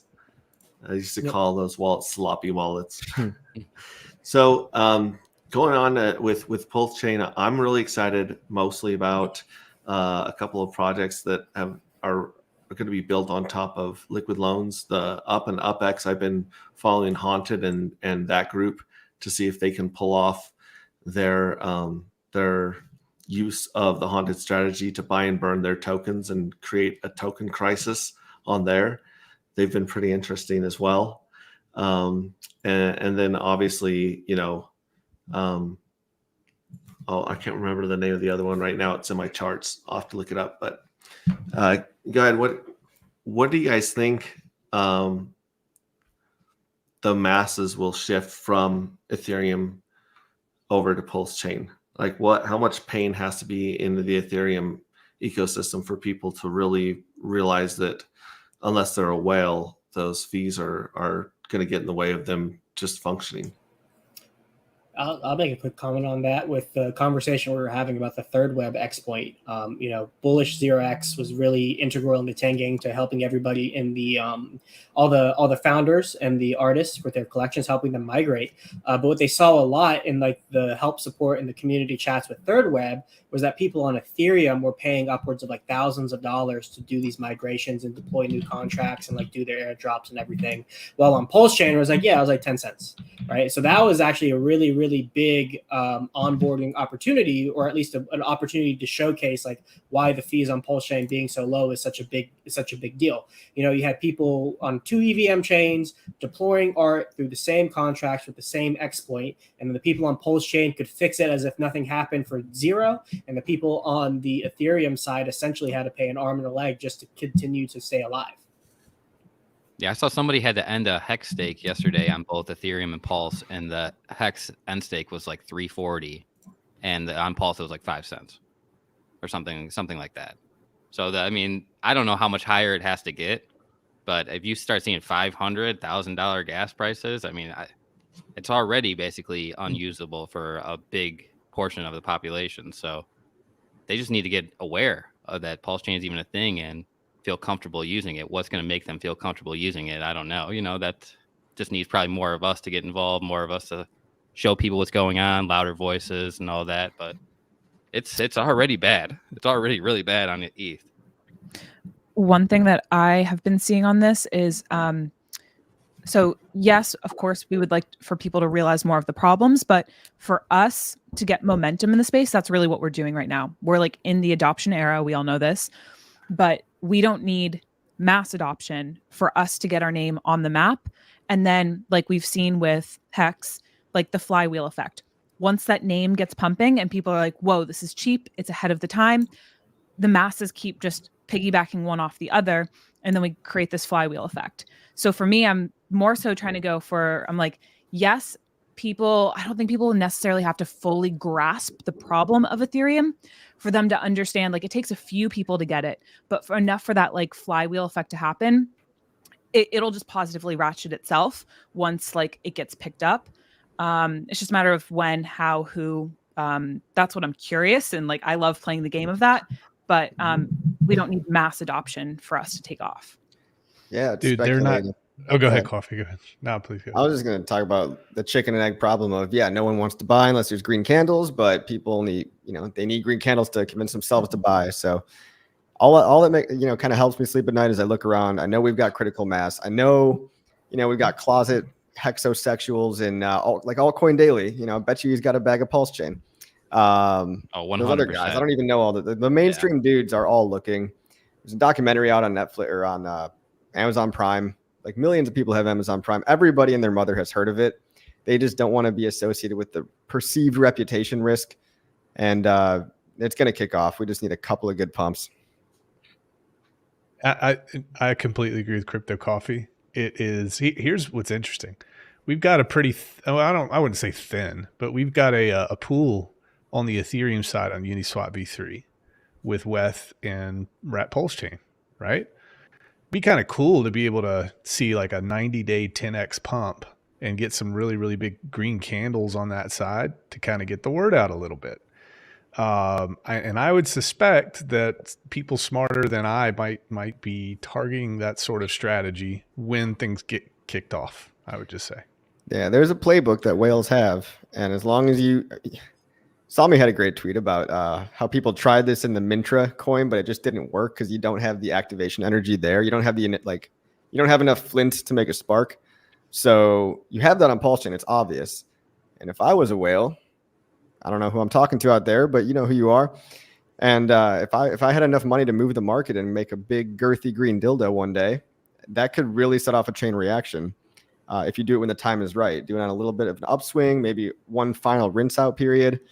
It is nice the more people that capitulate though, because it's less dead weight on the way up. So if I were these whales, I would just be waiting until maximum pain, which seems to be setting in, but I guess things can always get worse. What do you guys think? Green candles, baby. That's what's going to do it. Yeah. It's the best one marketing. Of those shills like BitBoy or something just coming through, one of these guys, Crypto ran or something. Somebody well, gets on there Godwhale and did it just- last time. Yeah. I don't remember the God candle that kind of literally. Yeah, and people don't talk about we're leveraging other platforms. We're leveraging their social presence, right? Because we're going to show up on all those top 10 feeds on hundreds, if not thousands of websites out there. So that we got to leverage that. We got to understand that exists, and then we got to use that to our advantage. And then we have to make it easy for people to get access and to this. And that's why I think that maybe initially Ethereum would be a pretty strong play if somebody wanted to start creating candles there. So people can just go to Uniswap, swap for Pulse, and they start learning about it. They start Googling it, searching it, and then, we can do this. And they see your content. They see everybody's content in here. And that's the key here, I think. I'll give you guys a tip too. If you're making YouTube videos out there, put tags in your video description. When you're making a video, you're going to see an option if you click on more, load more settings. Just take the extra 5 seconds, and you can even go to Rapid Tags. There's a tag generator company or a website called rapidtags.io. You could slap the title of your video in there. It'll make a bunch of tags for you, and put the tags in your YouTube videos, because I don't like the fact that when I search for PulseChain, it's just my face on the Google SEO. Like, there should be more faces out there. Do a little bit of SEO, and it goes a long way. Swizzle6 says, was that a Godwell for Mintra? That was crazy. I thought I saw a screenshot of that. Wasn't that Godwell? I don't know who it was, but it did 10x in one day. Freaking wild. But then it just gave everybody exit liquidity. Yeah, I mean, everyone's stuck in there. They'd rather be in Pulse, or they'd rather be in cash because everyone sacrificed way too much. Mm-hmm. So sorry the trick didn't work on Mintra, but I bet you it would on Pulse a little bit. Yeah, here's a website that that Proof of No Work Dev was talking about earlier. It's Creator, but it's spelled Cyrator, right? What? Yeah. Cyrator is. I think it's just called Creator, but just, they made it like that for branding, whatever reason. But when the owner talks it, he refers to it as Creator. Okay. And this is a website that does reviews of crypto projects or platforms, or yeah. So it's like all communities. It's not just specifically PulseChain. It actually started out in an attempt to bridge different communities together to help new project founders find blockchains and audiences to launch their projects for. And so they're, over the past couple weeks, they've really been making a push to go after the PulseChain community because they see how dedicated our community is, how much engagement there is there. So when you go and look at these, this platform, you can apply to become a review or an analyst. And basically, to become an analyst, you have to write 5 reviews of various crypto projects. They want you to write a good one, a bad one, and like something in the middle, you know, so they can get a feel for how you write. And then they'll vote. Right now, it's still a little bit centralized, but the goal is to make it decentralized so that all of the people that are involved in the platform kind of run it. But they're allowing you to become verified and then give your public reviews here, and you can earn money. It will actually be, the guy said, not their token, but it will be in stable coins for doing reviews on these different projects. And then the projects, each review is meant to be like a 1,200 word or 1,200 character micro review, where you just talk as though you're shilling this to a friend, not like as much so a formal pitch or marketing pitch. Just you want to review it, tell people what you like about it, what you don't like about it, why they should be involved, what the future is, what, you know, just a quick little summary. And so this whole thing is really, the idea is just to break down the barriers. And, you know, one of our biggest gripes as a community is being gatekept and an inability to communicate with other communities, other different projects, onboard new founders. And so this community specifically is always bringing in builders of new projects to try to find a destination blockchain or a destination community. And this is something I think that if our community got involved with, it's still very small, but they have a lot of big projects that come to them. And this could be something that if we all got together, especially the founders, and reviewed other people's projects and reviewed our own project, let everybody know what's going on here, could be a good opportunity to get people from BNB or other EVM, Solana, Avalanche, all these other new ones that are popping up.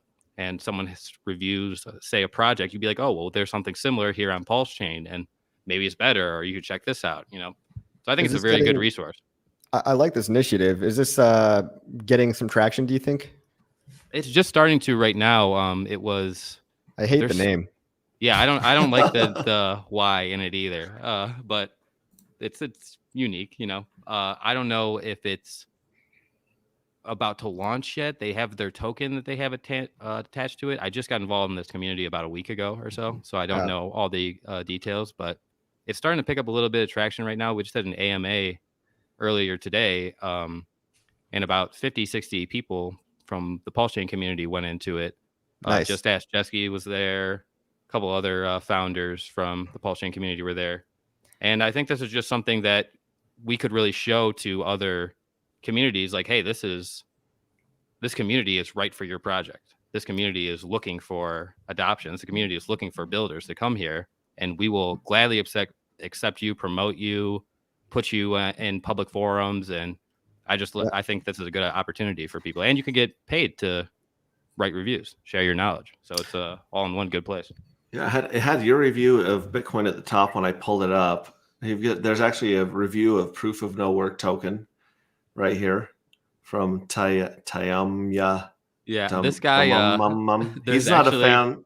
There's actually a movement to get rid of that guy, because that guy goes on everything that's PulseChain related and votes at 1 star. Well, here's one on Texan. Everything that's PulseChain related, that guy puts 1 star on. I don't know. He just has a problem with all of us.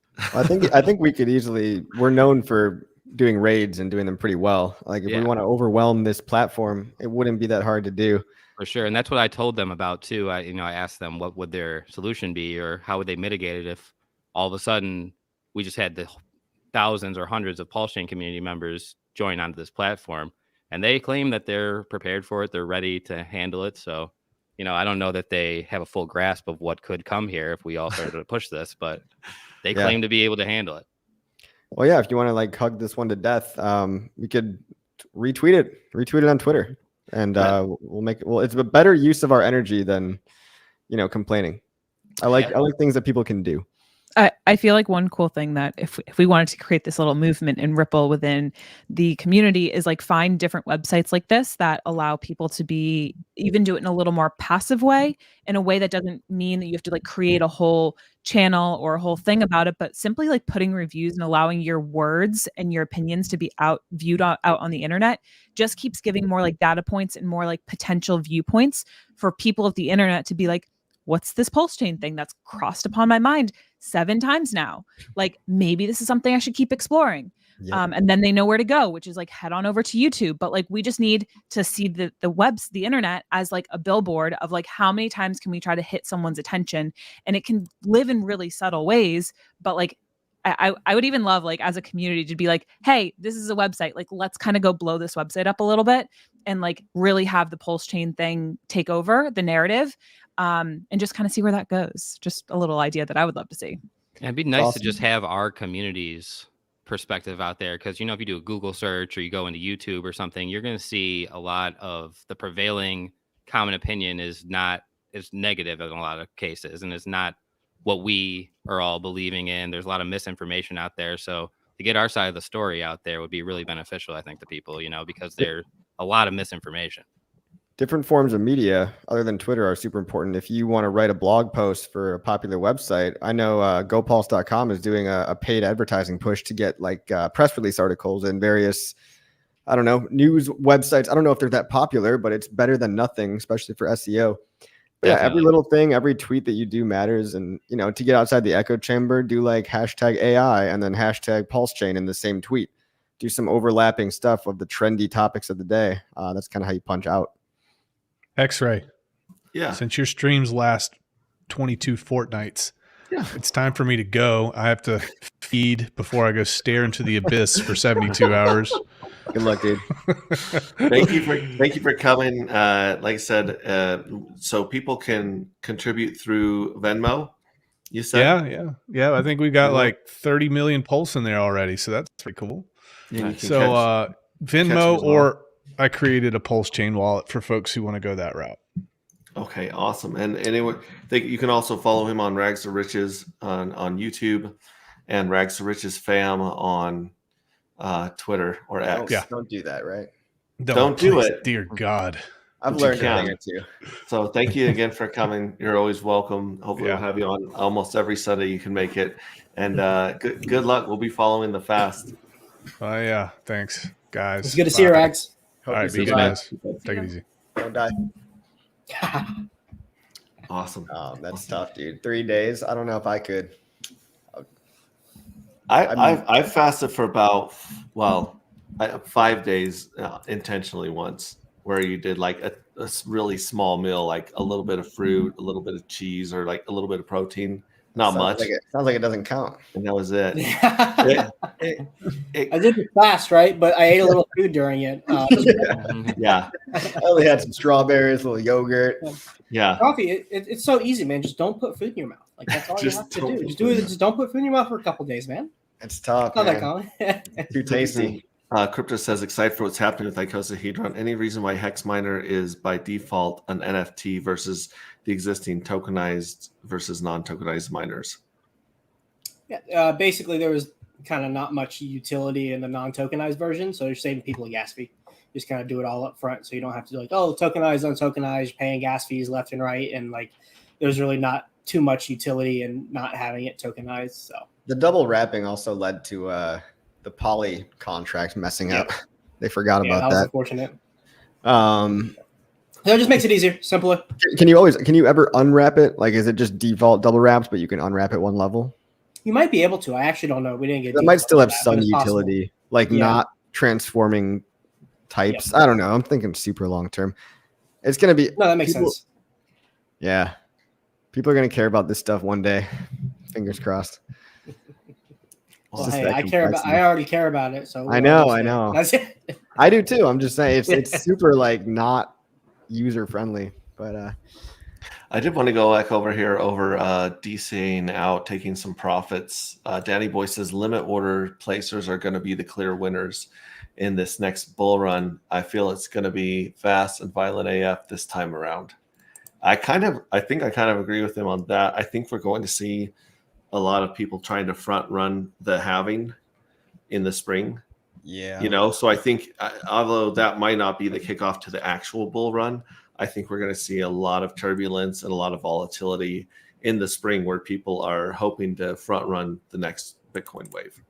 Well, And also go keep ahead. in mind the front running on January 5th through January 10th. That's the ETF window. So there's Oh, that, and then you've got mid or late April for the other Sell the News event. But it always seems like it's fast and violent. But I agree. Like this one could be even quicker. What with all the world and stuff. we got Hex Future says 1 million P Hex available. Check out DeFiPuzzle.xyz if you haven't already. Is that the picture? They haven't solved it yet. Hold on. Bro, it's so hard to solve that. Really?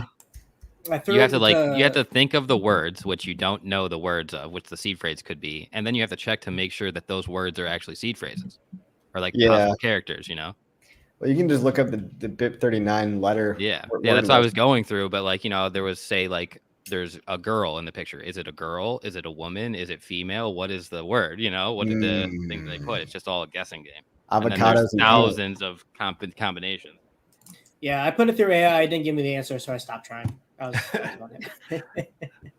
will say we had when I did my first scavenger hunt, I released all 12 words, but they were in the wrong order, and I thought it would take people a long time to break it.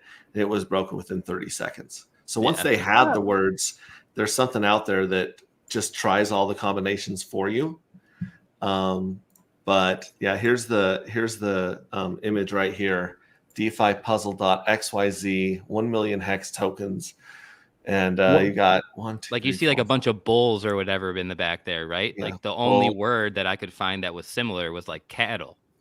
It wasn't bull, it wasn't horn or whatever, you know? So it's like little stuff like that. You're going to have to search through the photo and then find it. And there's only like 4 or 5 specific. There's obviously avocados, obviously peanuts, right? Obviously a jar or whatever there, but vase. What else, you know? A Vase. I've seen vase in seed words before. That's right. Yeah.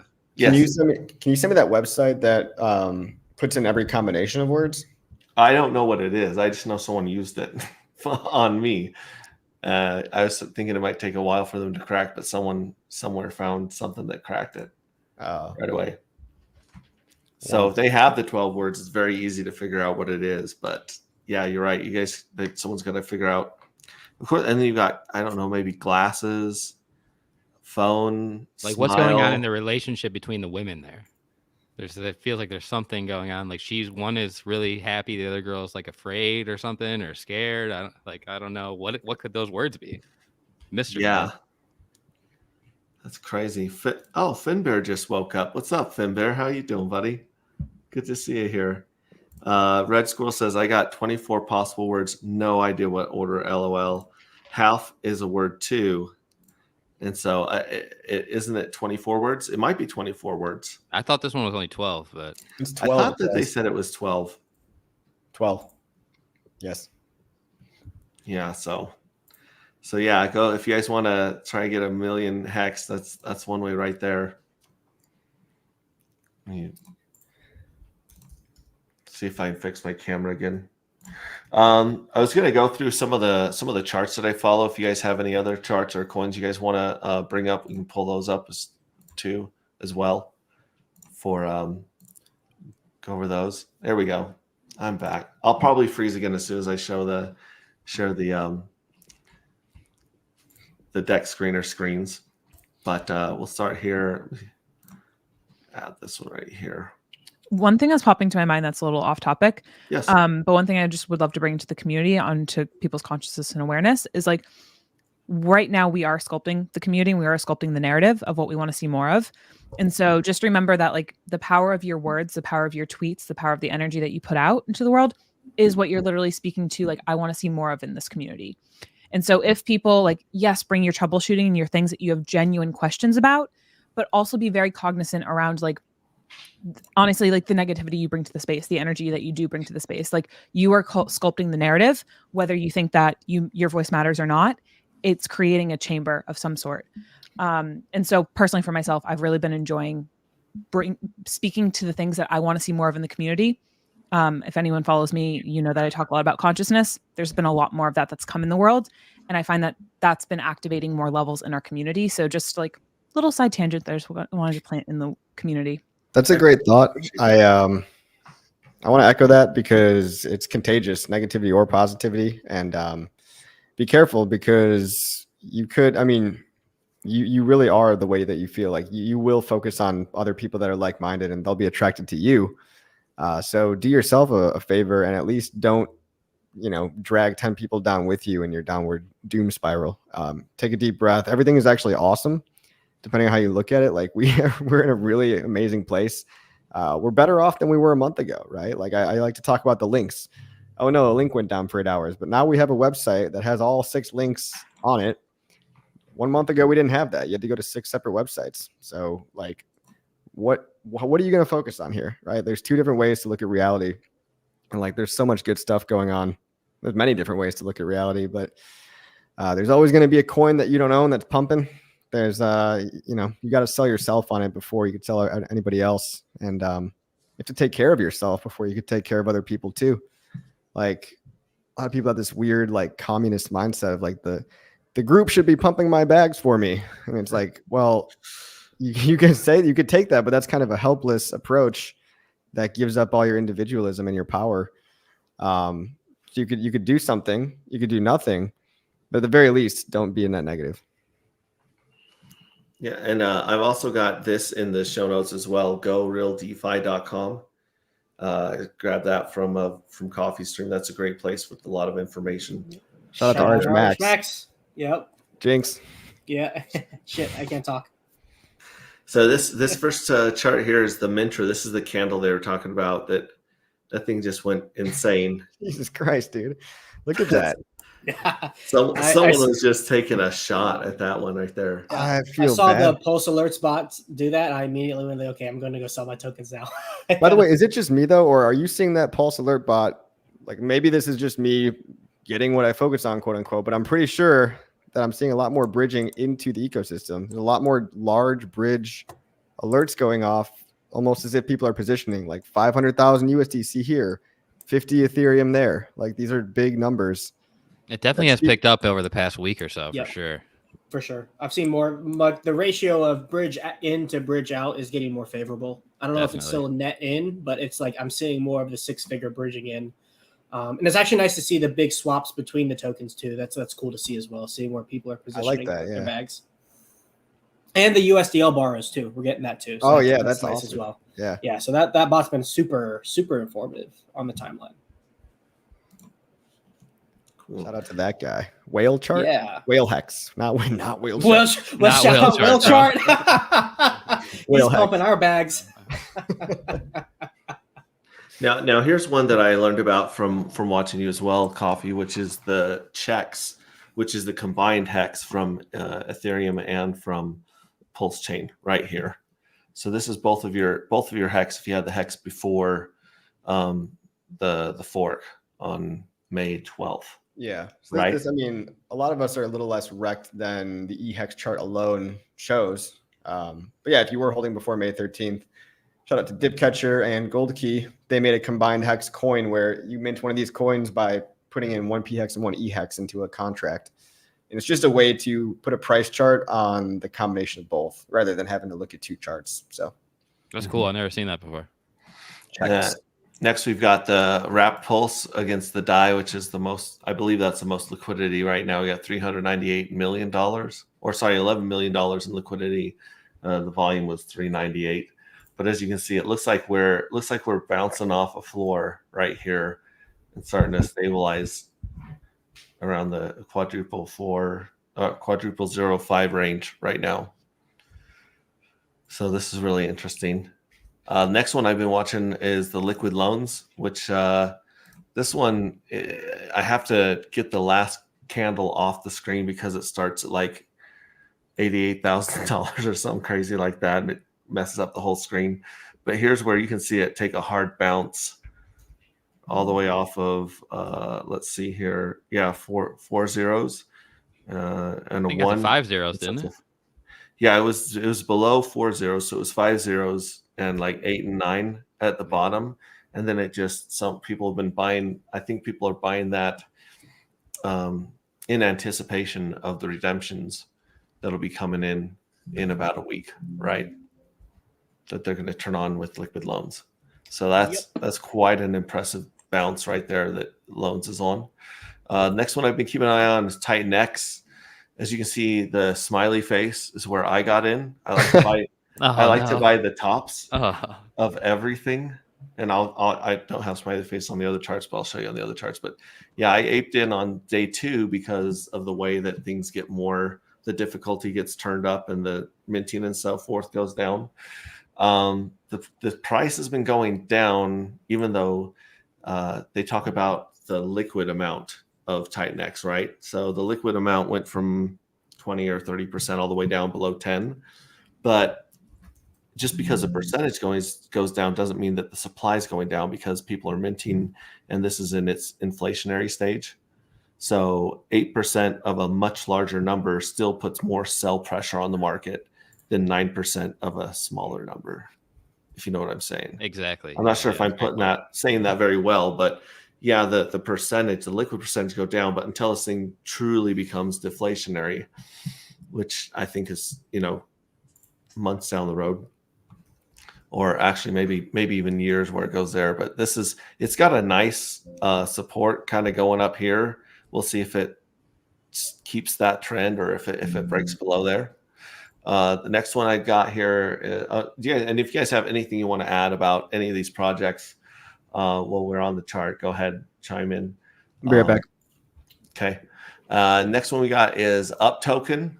This is the one with Haunted, and those guys want to just deploy the Haunted strategy on liquid loans in the next 3 or 4 weeks. And they're going to take the yield that they make off the Haunted strategy and getting the yields from liquid loans and buy and burn the token. So the Up token started with 21 million tokens, and they're hoping to burn it down to as small as possible. So that's their chart right there. You can see it definitely did a big bounce. And then there's another token called UpX, which basically it's the same kind of idea as the Up token, where they're using the Haunted strategy to buy and burn their own send and receive token. But the difference between the Up and the UpX is UpX has a much bigger supply. I believe it's almost just below 52 billion tokens, and they want to utilize the Earn protocol strategy with 20% of their bags, and then the Haunted strategy with 80%. So this one is it's kind of like a one-off, but it's got different supply. It also has the Benevolent Wallet, which is the wallet that they're using to create yield on liquid loans and Earn. The Benevolent Wallet for the X is about 3 times bigger than the Benevolent Wallet for the Up token. So okay, yeah, I was going to ask you why it seems like the community seems to be more excited about UpX than Up, but that Benevolent Wallet is much bigger, huh? It does seem like about 3 times bigger.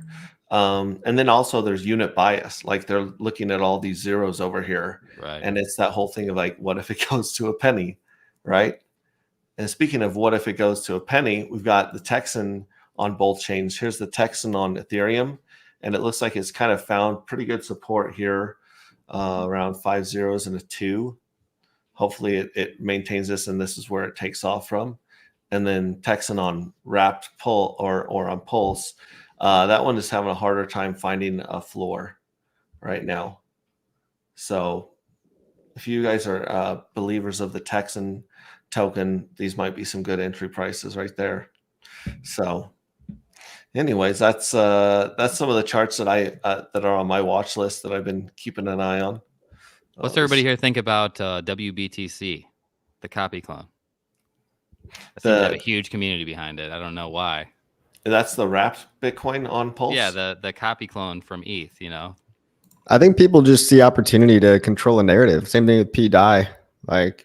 Hey, I hope it pairs, but I doubt it. I'm not really in it, but I do have some DAI that just got forked over. Luckily, I'm not buying WBTC, but an interesting experiment in social consensus, because really all this stuff is just worth what we think it's worth. So Yeah, it has no you guys redemption wanna- value, so it's really weird that people are shilling these narratives that they think like, oh, this Bitcoin's going to go to the Bitcoin price and reach parity with it, but I don't know. feel like it's a dead end road, kind of like a waste of time. But hey, I mean, at least you're playing in our sandbox. Like, at least you're here. Oh, that'd I be guess. awesome if it pegged. That'd be so much fun. Everyone would lose their minds. It'd be It's good complete marketing chaos. too. It'd Yeah, be so much fun. if these do a Oh, green Maggie. candle, it's just, you know, it's just another billboard to say, look, we've got meme coin degeneracy. Come have fun over here. It just Well, seemed the- like the Richard funny Hart part is- supported that one specifically. Oh, The with the WBTC, well, he you know, also with the tried farms and Pepe, all that. right? Yeah. I mean, he tried Pepe. I think he just tried to spur some of the communities coming over, but it didn't seem to work. Like the Pepe community didn't seem like, a lot of them just kind of like spat in his face, right? They were like, Yeah, I saw What the is this? tweet, They were man. bragging Tweets about were dumping bad. all their tokens Yeah. and like bridging yeah, out. Yeah. yeah. I made it onto one of their spaces once, and I was able to ask them directly, either Paul EX or one of those guys. I said, "Hey, are you guys going to go get your free Pepe over on PulseChain?" And they like kicked me out and said, "There's no such thing as free Pepe." And I was like, "Oh, well, that was fun. That was worth sitting there for 15 minutes with my hand raised." Yeah, Trying to But, give people money, man, and they're denying you, huh? Well, and, I mean, and it happened I mean, the the first statement time. there is no free Pepe is true, but I mean, for like just a blanket statement. But if you had Pepe on May 12th, you do have free Pepe. With that, you know, if you start with that premise, other than Actually there's no there. free coins, there's no free money. Sure.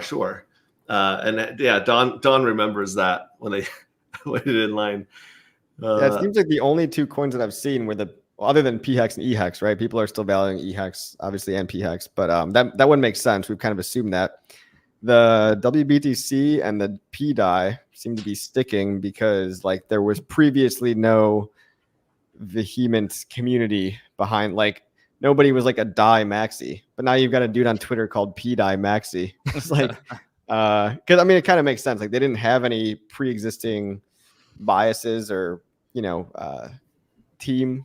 So have fun. I mean, it's interesting to see how the world's largest airdrop narrative is playing out. Like a lot of people, they're squandering opportunity. Like you could hype up PulseChain and double your Pepe value. People don't see it like that, and maybe they will in the bull market. Yeah, I definitely thought a lot more people would be aping over to PulseChain just to drain the resources out of it, if nothing else, and give us some more economic energy and some more volume over there. But a lot of people have absolutely no clue that PulseChain has launched and that they have, you know, these forked versions over on Pulse. And very few people understand how well PulseChain runs and how cheap it is.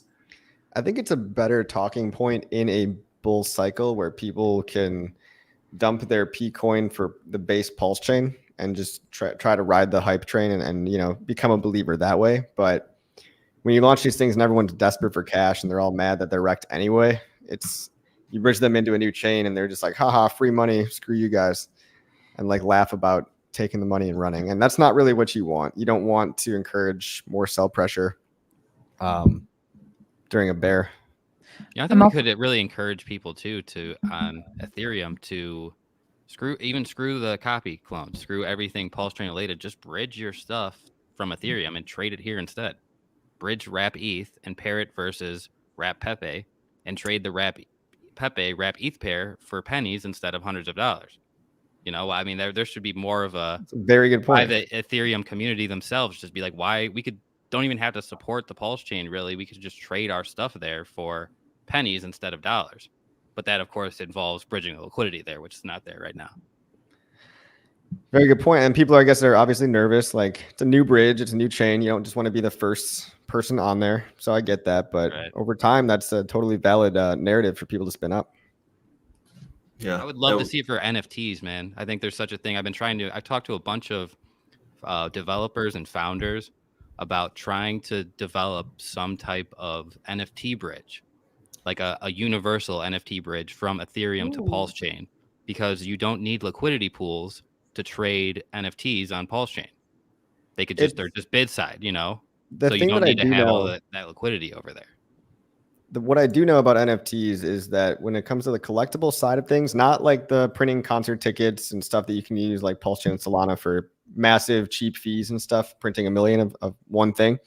But the existing NFTs they gain their value from being like an exclusive club, like because it is hard to mint and expensive to mint. It's a symbol of status, basically. Like it's really lame. Like, oh hey, you're so cool because you got a monkey picture. But like, I mean, I think it's lame. I don't want to burst anyone's bubble here, but You don't want a Sloth NFT?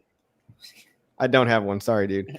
But like the way, like I was just talking to a whole bunch of NFT guys on Friday night, and they just look at ETH like the blue chip. Like it's really hard to get people's like.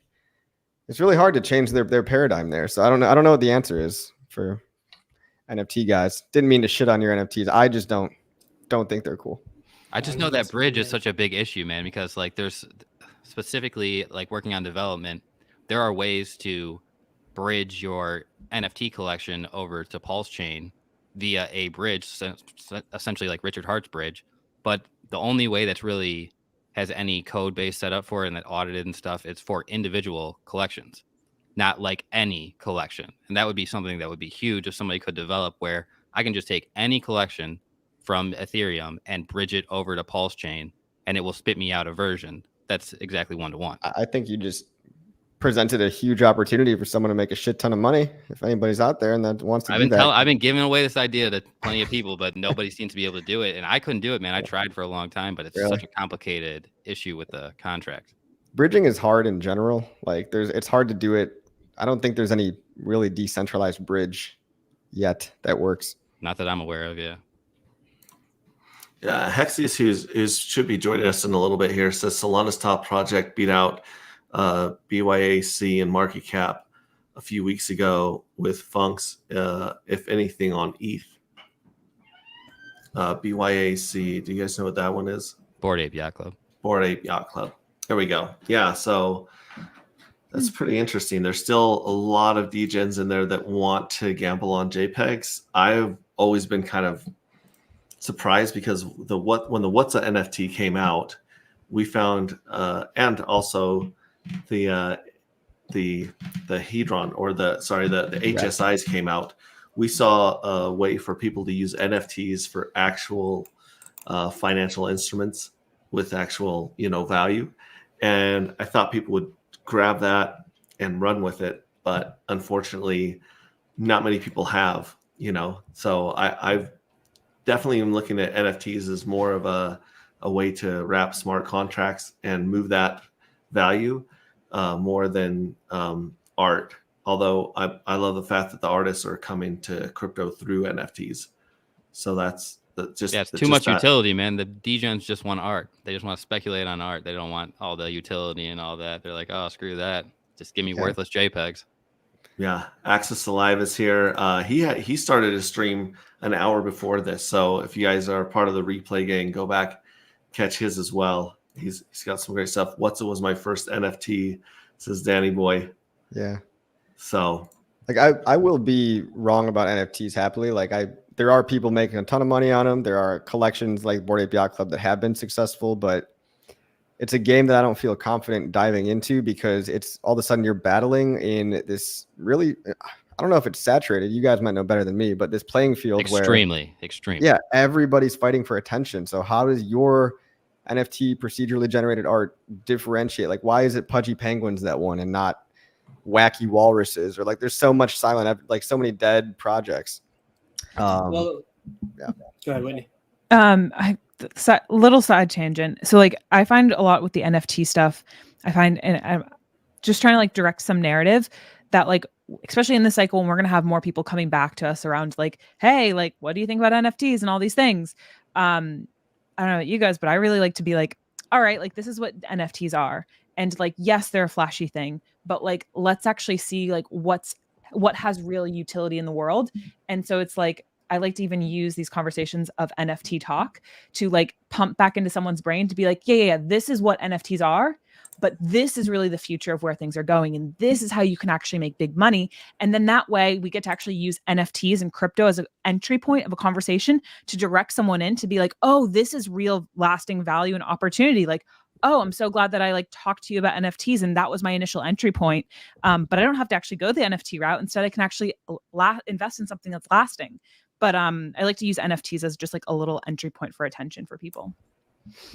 It's like my point earlier about what's normal now is not always normal in the future. Like what's normal now is these just JPEGs with no utility. But the future of NFTs is going to be heavily utility based, most likely, and it will almost for certainly have nothing to do with JPEGs. So this is just the phase that we're in right now. Well, we're seeing some usage in gaming, right, already. And I understand that. I understand the financial NFTs. If you need to wrap anything, concert tickets or coupons or, companies will probably be using NFTs normally. Hotel stays was a great one. You have a NFT for your hotel that lasts a day and then it expires or whatever. Yeah. Oh, I totally get the, like the private access to this VIP club or something. Like they did do that in the bull market, right? Wasn't there some nightclub that you had to have an NFT or something? Yeah, that was the thing. You had to have the NFT to get into the club, the VIP section or something, I think. Yeah, and there's totally a future for them. Like it just seems like an oversaturated market to me of all these collections. Like, how do you differentiate? I'm not that guy. I'm not the art creator. Well, you differentiate by already having the audience in the first place. So, like kind of like what you said, these are social. Yeah. These are tokens that have verifiable evidence that you're part of a certain group or that you've participated in a group at a certain time. And because they're on the blockchain and that you're able to write code and smart contracts and stuff, you have a one-way funnel directly to your audience that has verified that they've supported you. Right. And that's like what I really see. One of the big utilities of NFTs from a content creator perspective is the ability to rally the audience around a digital asset and then use that digital asset as a way to confer value to your audience. I think it works a lot better if you have a name for yourself already, like the Donald Trump. No, you have to. Yeah. Of course, those are going to sell out. But when random like Blue Kirby just like rugs everybody, no one's ever seen the guy's face and everyone's pretending he's like the almighty artist. Like that was all kind of a joke, I believe. We need to rinse that out and get more legitimate. Like I understand, you want to follow Beeple, support his work. He's like been around a while, made a name for himself, and it's tough out there for anybody new starting out. But I suppose as a creator of an NFT, it does help just to actually get your name out there publicly. Maybe have a personality, a media influencer personality. I don't know. Yeah. I mean, that's the big reason why I'm doing an NFT project myself, like the mints on Friday and stuff like that. And it's like I see it as like my first mark on the blockchain, and the people who participate in the mint, like I know that these people have supported me at this specific point in time, and anybody who buys it on the secondary market, I know has given value to somebody who has supported me at this specific point in time. So anytime I want to build things in the future, I have a very, very easy way to filter the people out. I guess not filter people out, but filter for the people that I know are supporters of me and the work that I do. Yeah, I'd like to verify that these people are a part of your group and they can't, because of the hash and the location of all of it, it can't be falsified. So that's a great use case for it. Exactly. I like the sloth too. It's nice. It goes well. It's like what you would picture an NFT being, like crypto sloths. Exactly. Sloth DDS, baby. Yeah. I know you've got like the Tang Gang doing their thing, and it's probably for a very similar reason. We're starting a club. Here's your entry ticket into being part of the club, and one day, that's going to get a lot bigger. Who else is doing one? 9mm guys are doing Pulse OGs. They already did it. OGs.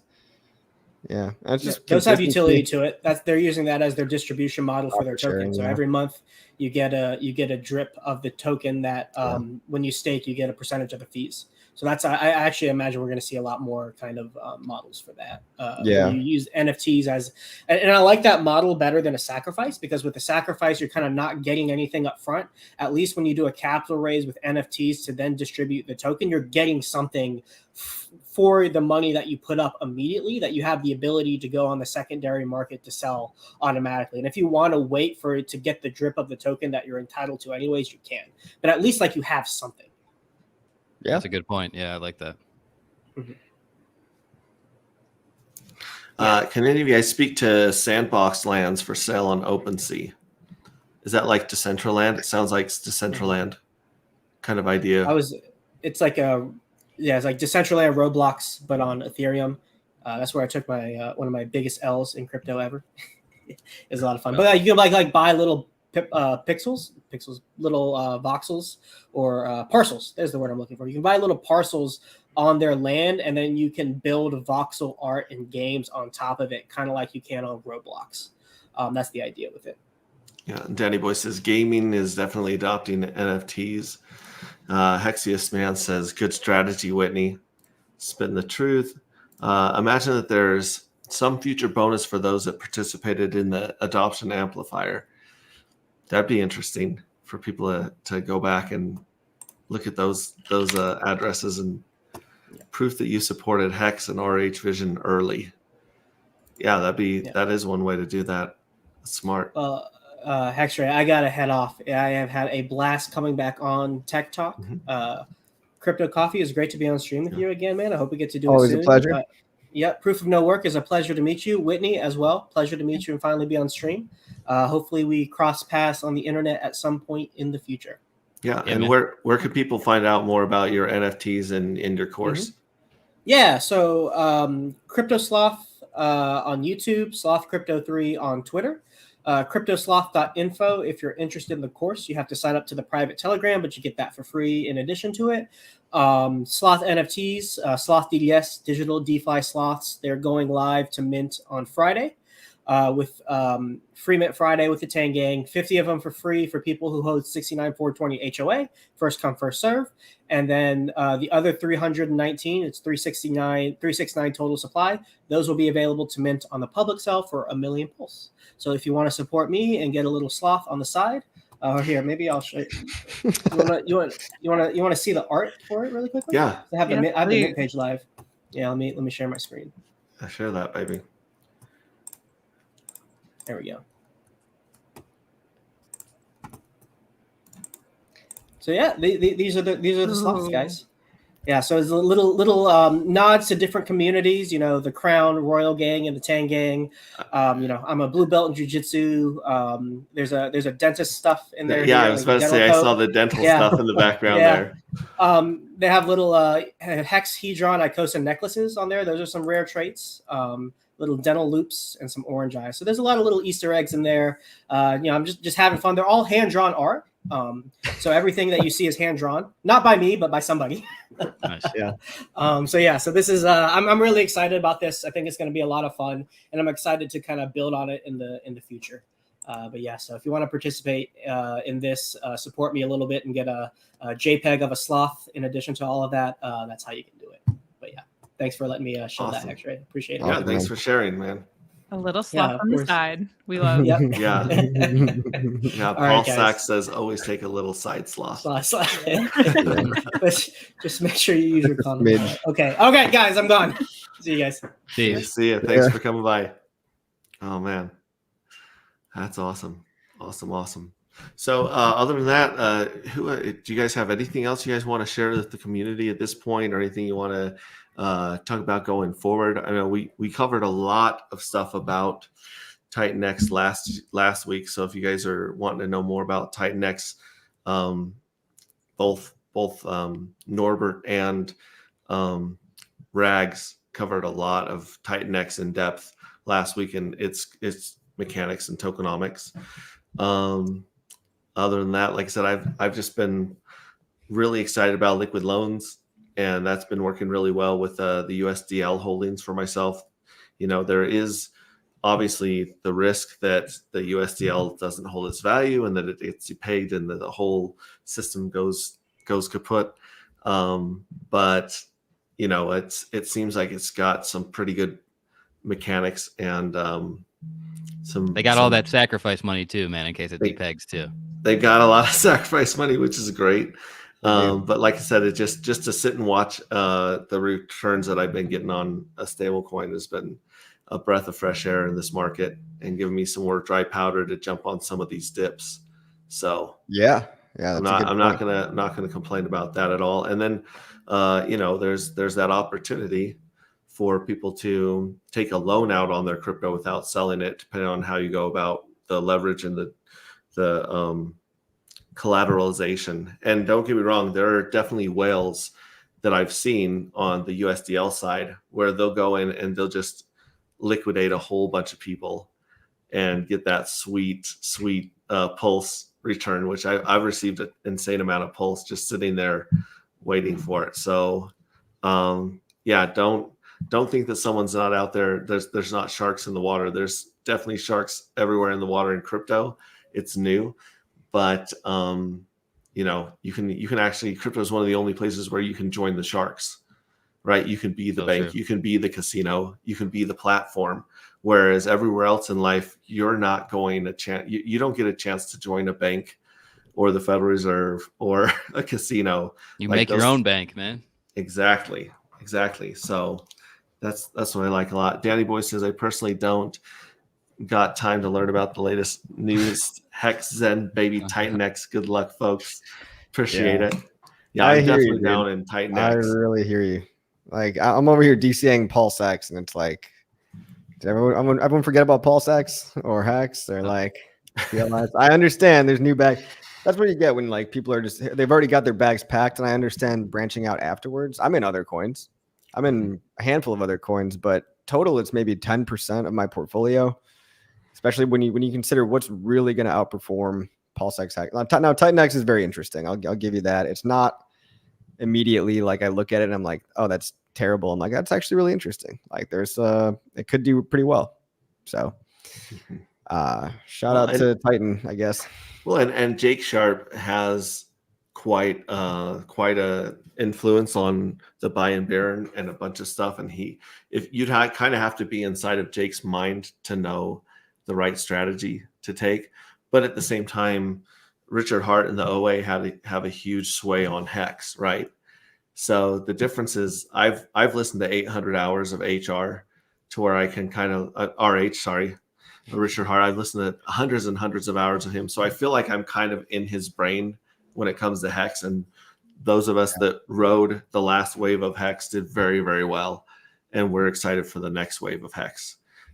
So the founders still have a lot of control over their coins. So just keep that in mind, on any project is what do you think the founder or the OA or the person at the switch is going to do? Like, are they in it for glory and helping people, or are they greedy and there's like a number that they would just run away with everyone's money? That's really the risk you're taking with a couple of these projects where they have an OA like, mechanic to them, I would say. So I don't know. You had something to respond to that, Coffee, or maybe not? Crickets. Oh, not really. Go ahead, Whitney. No. I was just saying it was funny. It was a cricket moment. Nothing came out. Yeah, I'm thinking about all the 12 words on this million Hex. Stuck on the Hex puzzle. I think I've got 6 of them already. So, well, we've got Proof of No Work Dev on with us. Did you want to give an explanation of the Proof of No Work, or is it Thor, or how many tokens are there right now? Oh, okay, that's just a meme token I just launched for somebody. I've done dev work for a bunch of people, just launching the meme tokens, and mostly because you know how sketchy all these launches are on PulseChain with these anonymous devs. They launch a token and then 5 minutes later they rug the liquidity and then it's over. So I've just been launching these meme tokens for people that were gonna launch meme tokens regardless, and just made sure to do so in a trustless way, or burn the LP most of the time and just make sure that it can't rug. But those projects are not related to my stuff, Proof of No Work. Proof of No Work is just a simple reflection token, automatic reflection token. So instead of having to go claim, you just automatically get your rewards deposited to you. Think of it like SafeMoon, but it changes a lot of the inefficiencies that were present in SafeMoon, like adding reflections back to the liquidity pool, which would add one-sided rewards and devalue the token. Or there's also, as a part of the reflection, you'd have the devs receiving large portions, which they say they're using for marketing tax. And that's just dev speak for we're going to sell our tokens and use it to go buy something else, So I removed that kind of stuff. I removed also a function inside of the smart contract has it so that the reflection tax goes to all holders proportionally, but it takes a big percentage of it, a third, and sends it directly to the burn wallet on each transaction. So there's a 3% tax on each transaction. A third is immediately being sent to the burn wallet. And then because I also included the burn wallet in reflections, half of the reflection rewards about now are going to the burn wallet as well. So it's a really hyper deflationary model of a reflection token, as opposed to these other tokens, which were essentially disinflationary. They were inflationary, but they would be disinflationary, where this is deflationary. And then so I launched a token on top of that called Proof of Some Work, which required you to either lock up your Proof of No Work tokens or burn your Proof of No Work tokens in order to mint the Proof of Some Work token. And if you burned your tokens, you got double the rate, or if you locked them up. If you lock them up, you could go back and reclaim them. But if you go to reclaim them, you got to burn your Proof of Some Work. So it's just creating a super hyper deflationary cycle where adding just another, it's just a basic Proof of Some Work, just a basic meme token. But its whole point is to accelerate the deflation, the already hyper deflationary aspect of Proof of No Work. So just the goal is, as it goes on, the token's just going to get more and more rare, and people that hold don't have to do any work because it's automatically deposited into their account, and they just earn yield. And so right now the yield on the token is around like 13% APY. I think it's that was the last one I checked. 13, 14% APY is what we're getting right now. But the volume is extremely low. So if the volume were to pick up at all, those numbers would probably go a lot higher as far as the APY that you'd be earning on that. And so that's just going into the future. I might launch some other tokens that the whole purpose of it, them existing would be to just accelerate that deflationary aspect of Proof of No Work. And the goal is just to keep burning it. A new economic experiment, you know. And what chain is Proof of No Work and Proof of Some Work on? It's all on PulseChain. All on PulseChain. Yeah, exclusively on PulseChain. I saw you address the Thor. Someone was mentioning the Thor V1 rug in your Telegram, and I remember you addressing that. Oh, bro, I messed up. So my first mess up as a dev was I posted the liquidity to V1 instead of V2 because I visited an IPFS hash that I wasn't familiar with, and the default setting was V1. So I meant to put it to V2 because people could earn fees for providing liquidity, you know, on the V2 as opposed to V1. They're just burning it, so less people are likely to provide to V1. So when I moved that there, we called it the highest of rugs token, maybe to imply that we were just going to keep switching the liquidity pair. You know, so Thor stands for the highest of rugs. The highest of rugs, yeah. It was really a troll on some of the sacrifice projects that took the money, you know, for the people. But it's just a stupid meme token, and it doesn't have anything to do with my ecosystem or anything. This is just something independently. And I've done about 4 or 5 of these now, different tokens. Awesome. I gotta head out, guys. Hey, Coffee. Thank you so much for coming by. We're gonna meet you. PoNW with Whitney here in a second. But go ahead, show your links, your course, your Patreon. I've got your Patreon in the notes, and I'll put it up here on screen where you talk. Yeah, I mean, if anybody just wants to support the channel, patreon.com/CryptoCoffee369. Hugely appreciate anybody's support, but also you get access to a Discord and Telegram channel. We can chat if you just want one-on-one help or want to talk strategy or anything. Like, that's where I'm active. I just don't have the time of day to do Twitter DMs and all that, but you're also supporting the channel. And then if by some magic anybody's still listening is brand new to crypto, hexpassiveincome.com is the course for you, specifically for brand new people to crypto. Also existing kind of OGs or veterans, you can make a referral link and get 40% returns. You can make over $100 to onboard somebody into the ecosystem. I mean, this will start them out in PulseChain, Hex, PulseX, and kind of dip their toes in the water of other stuff. But really, it's just a core foundational way to build your crypto knowledge. So it gives people the confidence to do crypto right, hold your own keys, have the right mindset, be safe, not get hacked or scammed. It's really an awesome course, and I've seen people charging a ton more for maybe the same info. Like I'm honestly giving it away for way too cheap, but I hope people buy it now because it's not it's not going to be like a good, like when the bull market starts pumping is when everyone's going to rush to go buy it. And I'm going to be telling people about like, hey, look, I packed my bags already, but now is the time where I'm still buying. So still really good time to educate yourself and also refer people. Awesome. What's the size of the Discord community on PulseChain? I don't have Discord at all.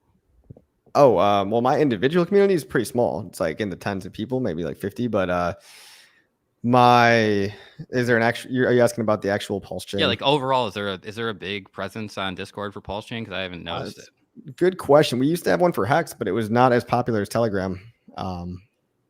Telegram's kind of like the more crypto vibe, but I know it's popular to get. I mean, if somebody wants to start one, that's kind of tough though, because how do you protect them from scams? Yeah, I just don't know much about it, man.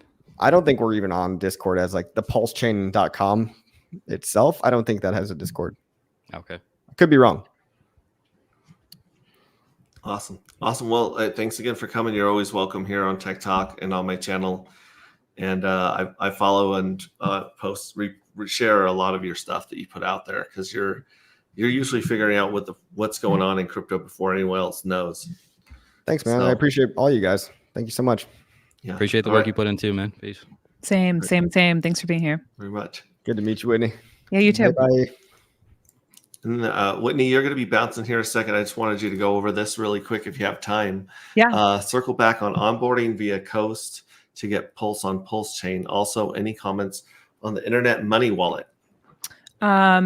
First off, for Coast onboarding there, the easiest method that I've been using is once you sign up for keeping it really streamlined.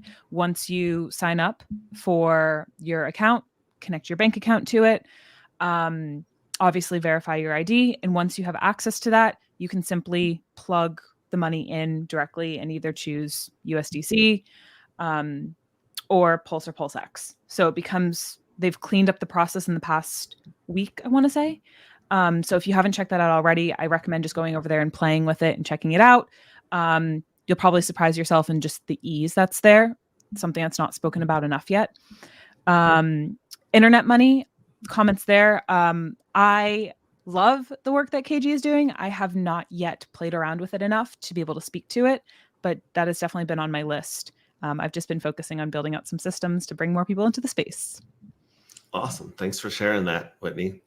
Thank you very much. And if people want to know more about your one-on-ones and your coaching, how they get a hold of you there? That's a website. Also my Linktree.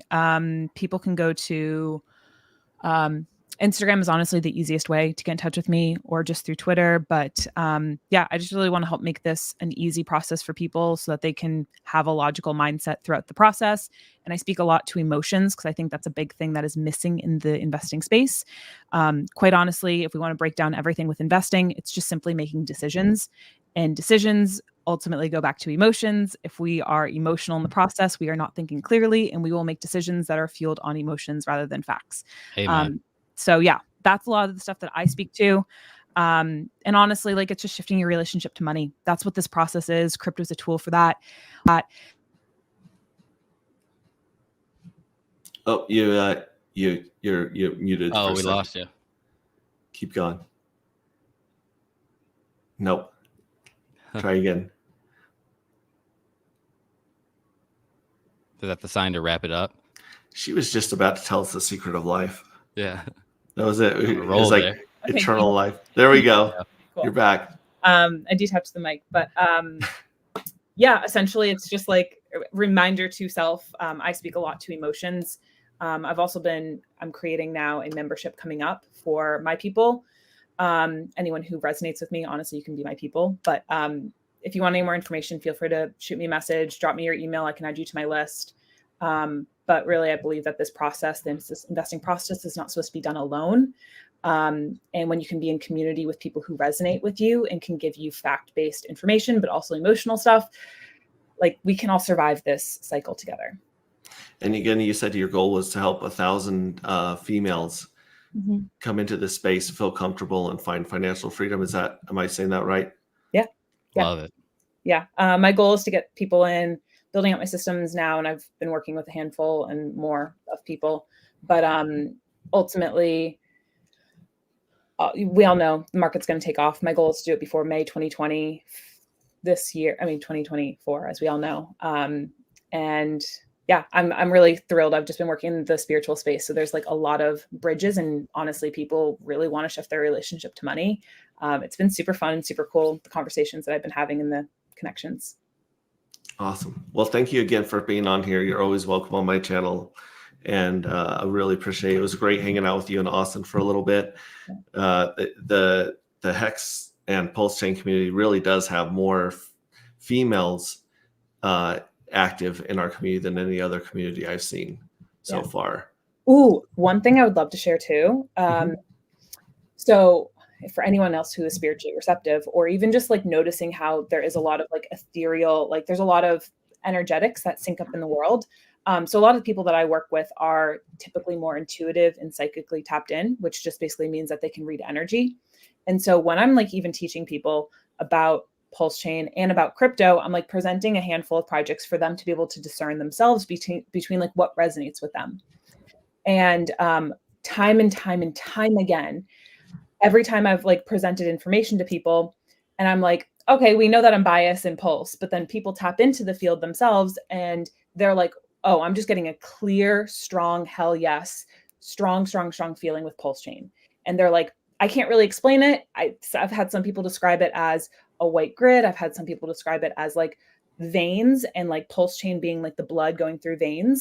And I just bring this up because it's like, we may not know exactly why or how the pathway of how these things are going to blast off, but like time and time again, if anyone taps into the energetics and like notices the synchronicities of life, like I'm not the only one who's feeling this. And I've had numerous people who have no idea what's going on in the space echo back the same feelings that I've tapped into, and that I think many of us feel as well. Bullish. Oh, It's yeah. very bullish.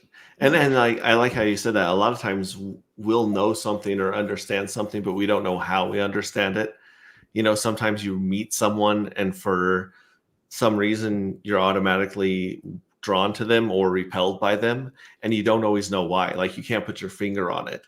And so I like that you're tapping into some of that stuff that we know or we feel, but we can't explain it. And so I appreciate that. I appreciate that perspective, and thanks again for joining us. So thank you so much for having me on. This was such a good cozy space, and like also in the chat too, like job well done, guys. I always love our community, but it's such a good homey space to be. Yeah, great awesome job, X-Ray. Great stream, man. Thank you bet. Thanks. It's all about the guests and the community. That's my takeaway is the last bull market was the best time to get around and to go to meetups and conferences, right? Everyone had enough money in the bull market to fly to Miami, to fly to Vegas, to go on a cruise, to just travel. And that's what I'm most excited about with the bull market is not the money or the gains. It's about the time that people will have to build these relationships and build this community in real life, in person to person. So I just wanted to throw that out there. So thank you very much, and have a good one. Proof of no work. Do you want to stick around a little bit and talk a little bit? We got Sloth here says, proof of no work is a hidden gem. So where would you like to see your community and your projects go in the before the bull run kicks off? Well, I don't know. I don't have a specific thing, like any targets exactly in mind. I would just like to see the community become a little bit more engaged and look to be a little bit more active marketing for me. You know, I'm not the best person to market, even though it's my project, because I'm an anonymous face here. And I'm really trying to stick to that. I'm not really trying to blow up Richard Hart style. I don't want to be famous and have a huge following. I just kind of want to remain low key. So the best thing for my project would be that someone amongst the community decides to really become heavily engaged and promote it themselves. You know, I'm always willing to come on to streams like this with you. I'll speak to anyone in the communities. I'll talk to the biggest people around. But it would be best for everything if it wasn't so reliant upon me and it wasn't so centralized around my individual efforts, that the community themselves actually started to participate heavily. You know, that's being idealistic, but that would be the healthiest thing for everybody, you know, I think going forward. But unfortunately, I think as we're having to see. I'm going to have to play that centralized role for a little bit while longer, especially while this is just getting introduced and everything. Have to get people accustomed to it. It's a little complicated too. The project's not the benefits of it are based around economics and sound money, and you really kind of have to have that basic understanding first before you can realize the value that I tried to provide and create with this project. Where did the idea come from for the proof of no work token, for the idea of the reflection and people being able to do as little work as possible? Is that were you looking at something else? I started really getting heavily into this model because back in like 2000, 2001, the reflection token craze was one of the biggest things in crypto. Yeah, I remember Ampleforth. Ampleforth was the one huge. that I messed with. They had I can't remember the name before it, like the original contract, but SafeMoon was the one that really blew this thing up. And after SafeMoon got a huge amount of popularity, it also got an insane thousands of forks. And these forks basically just took this SafeMoon smart contract and would just change the name, change the supply or something like that. But they just were running the same token. And what I realized as a part of that SafeMoon token was that there's a lot of inefficiencies that basically cause these reflection tokens to have inbuilt sell pressure or to trend down into the right naturally, almost like Zen. It's because of the inflation of the supply in the liquidity pools really was a big issue. And so what I wanted to do was address this issue, which people basically had this liquidity tax in part of these reflection tokens. And the thought was that on each transaction, we'll add a little bit of tokens back to the liquidity pool. So there's constantly some available, it's like almost anti-rug pull-ish. But by doing that, they were adding one-sided rewards, which is simple economics tells you if you add supply to one side in a pool, you're going to devalue that asset. And by not adding, for SafeMoon, they were paired against BNB. By only adding SafeMoon to the pool and not adding BNB, you were just devaluing that token every single time that occurred. And that function was being executed in SafeMoon in high volume days about 10 times a day. And so each time that function would get executed, you would see the chart gap down instantly. Every single time the price would go down. And so what I did was just eliminate that function, get rid of it entirely. And then also another thing that was contributing to that was that those reflection rewards were going to the liquidity pools as well, because they didn't build an infrastructure to not allow the pools to receive rewards. So I removed that harmful function and built one to not allow the liquidity pools to receive the rewards, which was a big deal for value creation of this, or not, I don't even want to say value, but like the number is going to go up that you're holding it as far as tokens. Now, that doesn't necessarily mean the price. You have to onboard demand. I solve the supply side issues. Demand side kind of has to come from the community and like a set of users, people that want to be involved in this, that fully understand it. And there's just a little bit of a better job I have to do at educating people, maybe a little bit more simply, not being so long-winded, and get these difficult concepts down to be more simply understood. It's easier said than done, but there's a lot that kind of has to go into a fundamental understanding of why you would want to have something like this as opposed to what the alternative that people are using, So I wanted to provide a better solution, and I think that this is really it. And I think it's hard to argue that it's not. And what's the supply of the PoNW token? So it started out with 100 trillion was the max total supply, but I burned 33% of it, like the first transaction, or I think that was after I airdropped everybody. But so then now, after when it first launched, I was running burn competitions. We were also just had a lot of volume, and then with this proof of some work token that got introduced as well, where now I believe over 50% of the supply is burned. So there's a lot of burning going on in this ecosystem, and that's just what my goal is to make these amount of tokens go from 100 trillion to 1 as fast as we can. They'll never go to 1, but that's the goal. Make it as rare as possible.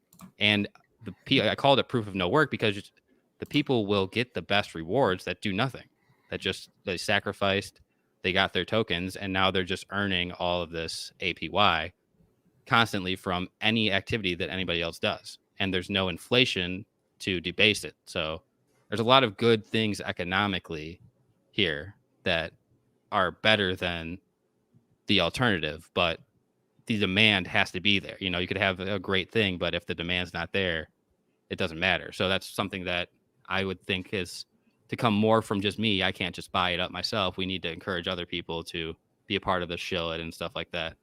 But when you'll notice the chain volume is very low right now, and most of the orders over the past couple of weeks are very low. Me, in fact, just buying them just to see the price moves because it fluctuates. It's paired almost exclusively with PLS. So I decided to pair it to PLS with the Hart's Law and have PLS drag it up, or in this case, it's actually dragged us down a little bit. Since launch, PLS has been down about 40% or so, 50% from when I launched it. And Proof of No Work is still outperforming PLS a little bit since launch, but as you can see now, it's very low volume. We're now near the sacrifice rate, which was the sacrifice rate was 2.0 or whatever. There's 9 zeros and a 2, and I launched it at 9 zeros and a 2.8. So it's already up. When I launched, it was already up, but it's still about almost 2x from launch price and more than 2x than what sacrificers paid. But still a good, not a bad time to get in because you're closer to the bottom here. It went up about 33x on the first day. Proof of Some Work is built on top of Proof of No Work, correct? Yes. Yeah. So there was I made this video on my YouTube. It was really informative for people that are in PulseChain. There's using this service called SCGUI or something. It's like Smart Contract GUI or something .xyz. And what it does is it allows you to enter the ABI, which is like the code that the smart contract has to let a front end know how to interact with it. And this ABI gets plugged for the Proof of Some Work smart contract gets plugged into this app. And then you can mint directly from this app, just like you could if you had the contract verified on PulseScan or whatever. Now, I did verify it on PulseScan as well, too. But this is a nice little app for something like copy clone contracts. So, for instance, like MakerDAO, right? For this whole PDAI stuff that's been going on. People that want to mint or interact with the MakerDAO, there's no public front end built for the PulseChain version. What you could do is go copy the ABI from Etherscan and then upload it into this service and put in the PulseChain network. So now you can interact with any of the copy clone contracts, even though there's no front end built. So that was something that I really wanted to teach people and have them use as a part of this. So I didn't build a dedicated front end to mint the Proof of Some Work token and just instead had it through this service. And this service is really beneficial, like I said, for PulseChain people because it helps you interact with copy clone contracts. And most of them don't have front ends because the community just didn't support them. But they still work just like they did on ETH. And if you have the ability to write with this interface, with this app, it's really a nice tool that people should learn about in PulseChain because it has a lot of different usages. Which app is that? That's the GMI. It's like SCGUI, I think is what it's called. Smart Contract GUI.xyz. Yeah, SCGUI.xyz. Okay. And so when you built a Proof of Some Work on top of Proof of No Work, the mechanic or the tokenomics you were trying to do that was to bring more activity to the Proof of No Work, and that would increase the burn. Is that correct? Like most specifically, the goal of Proof of Some Work was to accelerate the deflation of Proof of No Work. So Every time that you use the Proof of No Work contract, you incur that 3% transaction tax. So even interacting with it, even if you lock up your tokens and don't burn them, you're still burning tokens. So It's just everything that happens, anytime there's a transaction, there's tokens being burned. And that's the goal. It's just make that supply get as small as it possibly can. Okay. Cool. It's a race for token crisis and scarcity, right? Yeah. A race to 1 or a race to 0. That will never happen, but well, and also, I mean, if you look at Titanx is trying to, you know, try this balance between its inflation and deflation. And so I like the fact that you're trying your hardest to put as much of this into the code as possible, right? I mean, there's no admin keys or anything. No admin keys, no buy and burn anyone's gotta wallet, do. nothing like that. Yeah, it just all does it It's by itself. all automated. That's why it's called proof of no work, because you don't have to do anything. You just buy the token and you just hold it, and you earn the rewards, and you come back and you'll have more tokens. And so the tokens are automatically deposited in your wallet. Yeah, right? by the smart contract. So you don't have to go do a claim or anything like that. There's no stake. You don't have to pay any fees. There's no claim button. The tokens just automatically get deposited to your account. So as long as you're holding tokens, every time that there's activity on the coin, they would be burning it and also paying you that reflection to you. Yeah. And what's also great is you also get to experience the benefit of compound interest, because every time you receive the reflection reward, your balance grows. So now the next reflection reward, you get a larger holding, and then the next reflection reward, you get larger and larger and larger each time, you know, because it's proportionally based. Compounding on its own just by the reflection token being put in your wallet. Exactly. So every time it's being used, it's compounding interest for you, and it's deflating the supply. It's the best that you could do from the supply side. Now, the demand side is something that has to come outside of me, like I'm saying, from the community, from a network of users, from people that understand the narrative, buy into it, and realize the value there. But I did about as much as I can do from a developer standpoint, and tried to make it all trustless and automated and without disproportionate rewards to me. You know, almost all of these reflection tokens have some type of additional tax go to the developer. And I tried to make it so that it's as fair as it could possibly be. Everyone gets the same rewards. Wow. I love the concepts that you put together here. Thanks, man. I like that a lot. And I really am a big fan of your NFTs, the Vamp and yeah, I'm gonna try to start Richard pushing Hart those some more, man. I do have to resolve that issue with the contracts, though. Like I said, that's definitely something. And make sure if you have any NFTs, again, if you have any third web NFTs, you make sure to remove your approvals from any marketplaces, withdraw them and stuff. You don't want to have your stuff vulnerable. Oh, so you're saying that if you've connected your wallet to something like OpenSea or Mintra or one of these marketplaces, to only connect it when you're doing a transaction and then disconnect it afterwards?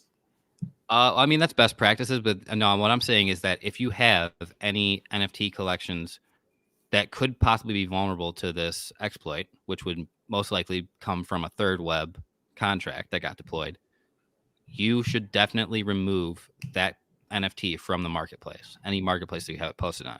And you should go to revoke.cash and remove all of your approvals that you've given for any of NFTs.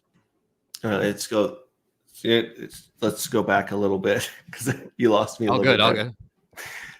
So you're saying if you have a collection of NFTs that you're deploying, right? Okay. There's the exploit. Can you explain the exploit to us? Yeah, I don't want to tell you something wrong exactly what the exploit is, because I don't know. It's something with the Open Zeppelin library, like CryptoSloth was explaining, but okay. it was something that gave the ability for the smart contract to take your funds, because it was introducing, like CryptoSloth said, the ability for the admin to introduce a new function into the contract that's not present there. So like they could add an additional function, and then you would see like, oh, approve, and it could read on the DApp like approve to marketplace or something like that. But really what you're doing is actually giving it complete access to your funds. So you have to make sure that when you interact with these contracts, if you're not a developer and you don't know how to read smart contracts and stuff, that they're specifically secure and audited. And in this case, these third webs were audited, but they missed this error. So that's why you had to migrate to all of these new contracts. Oh, okay. And so you're saying you got to migrate to a version that doesn't let people go in and add to the smart contract. Right. So it's just like these were called 721 drop contracts. These new ones are called 721 drop like M or something like that. And it's just the removal of that harmful function. Mhm. So what's going to have to happen is a whole new contract address and then an airdrop. Okay. Is there a place that people can go, a front end or a website that's tracking the deflation of this token? Proof of no work. I don't have a specific front end built to track the deflation. I have something. That's not a bad idea. I could build something like that. I have a burn app that I built that was having people weekly compete in a competition, and whoever burned the most tokens would receive a prize in proof of no work. But as a part of that, there's also a function that I built into that. I could have a display of how the deflation is going and the APY and all. That's a good idea. I'll maybe think about doing Yeah, that, if but I people don't could- have anything like that. Yeah, if people could visually see the supply of the token, Yeah. go down before their eyes, I think that'd be very powerful. I know that one of the most powerful marketing tools that TitanX uses is their stats page, where it shows the percentage of burned tokens, staked tokens, Yeah. and liquid tokens. Just like Zen And- has too. Yeah, does Zen have that as well? Yeah. Oh, okay. Yeah, so if someone could visually see this supply going down, that might get more interaction, more interest. I've been working on something too. I'm having real hard trouble with it because there's so many variables of comparing tokenomics between tokens. So like if you had the same amount of buy pressure, the same amount of orders, all things were equal, I'm trying to compare what proof of no work would do versus Bitcoin would do versus Ethereum would do or something like that. But there's so many variables as a part of it that I'm having trouble getting out a model that's working. But I've been working on that for a while now. It would be nice to come up with, but it's I've had some trouble with it for sure. But I definitely like your idea about posting a visual representation of the burned. I'll get on that for sure, because that's a really good idea. Appreciate it, man. Yeah, you bet. I'm all about token crises. I'm all about, this is my whole, like I said, I've been working on my project, thinking about my project for 2 years, working on it for 1 year.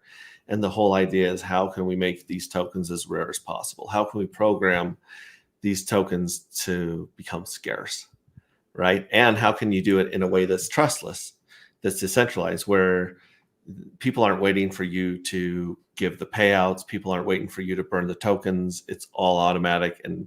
Or if nothing else, you're presenting a public button that anyone can go push and pay the fees, the gas, and watch it done, so no one's waiting on you.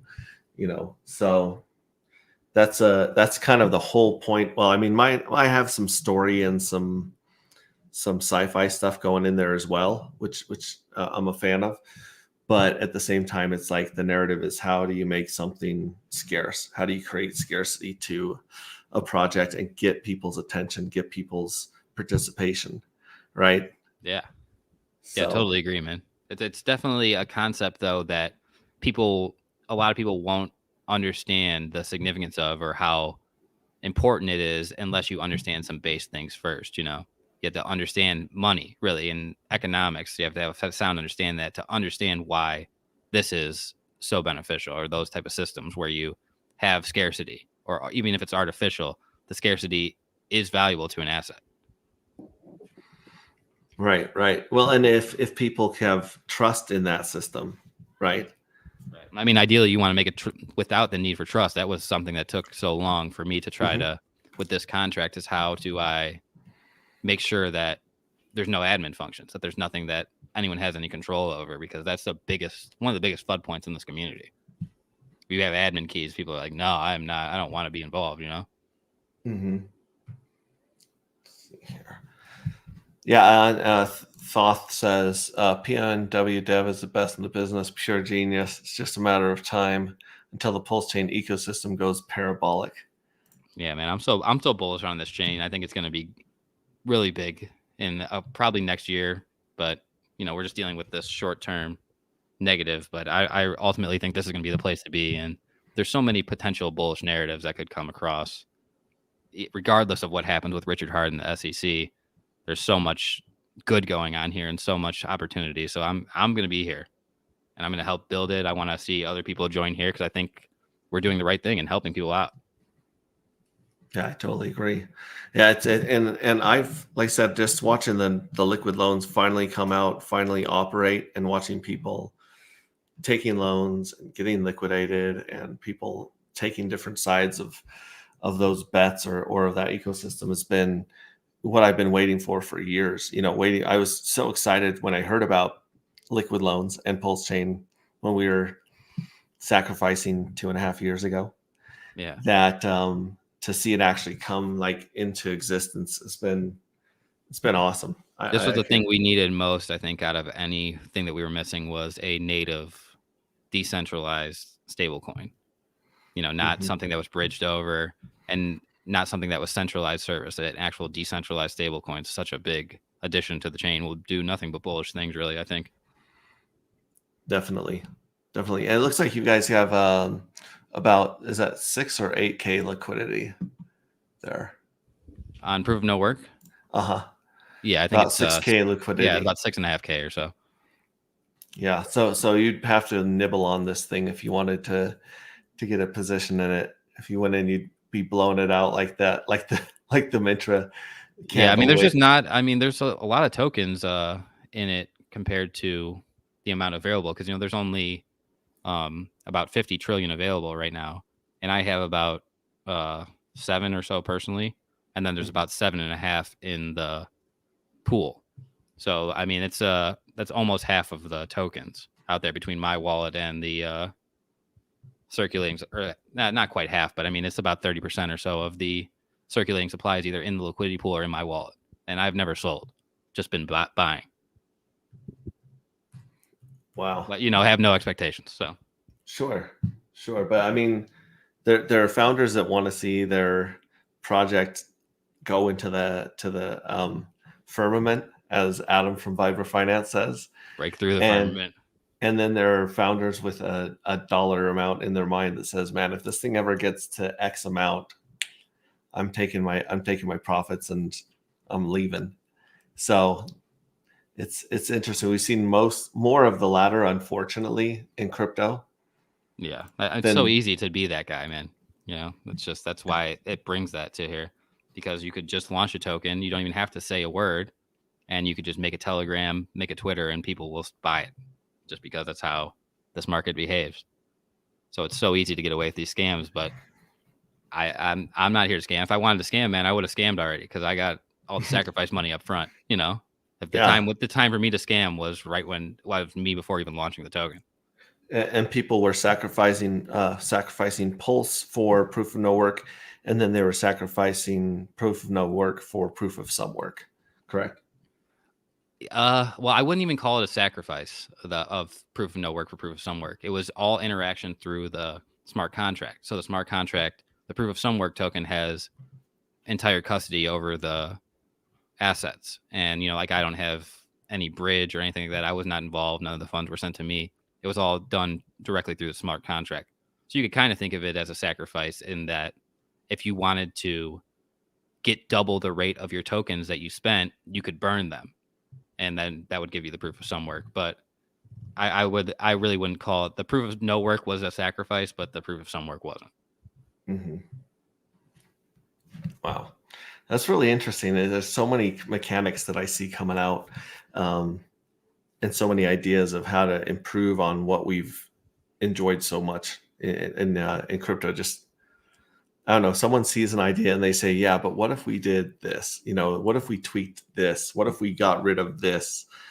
And I think that competition is what's going to drive us forward and make us it's one of the better. features of crypto, man. Is the ease of replicability. You could easily replicate so much of crypto because all the publics or all the functions are public, and there's been documented. All kinds of people have covered it. There's YouTubers that walk you through exactly how to code and stuff like that. So there's just so much opportunity to innovate, and you don't even necessarily have to change too much inside of the code itself, but you can make a crazy innovation just by switching up a few things. So this is going to be going on for years and years and years into the future. There's so much opportunity here because there's all kinds of stuff we haven't even thought of. And there's people are going to have an idea, and we're going to be like, oh, wow, that's so good. I can't believe we didn't think of that before. We're still at the early stages, Right. Thought says, don't forget that Phil Gobb and PoW copycat rugged. Oh man, that's such a bad thing. You see, that's the proof of no work chart, right? that you have pulled up here on the screen. See that big green candle? That's a launch candle. A lot of them do that, but this one went really high. We hit almost a $1 million market cap. Started at like 28,000 or something like that. But this scammer, his guy was like Pulse Abides or something like that, I think his name was, launched a token that was my token, proof of no work. He copied the contract. As a part of my contract, it's unlicensed identifier, which means that I have exclusive ownership for it and you're not allowed to copy the contract. It's like similar to how Hex's contract is. And when I launched that token, this guy copied the shit and then promoted it to his audience. He was like a medium-sized PulseChain Hex influencer, and they basically took so much of the money from proof of no work to that chart, and then about a week later the guy rug pulled the liquidity and stole all that money.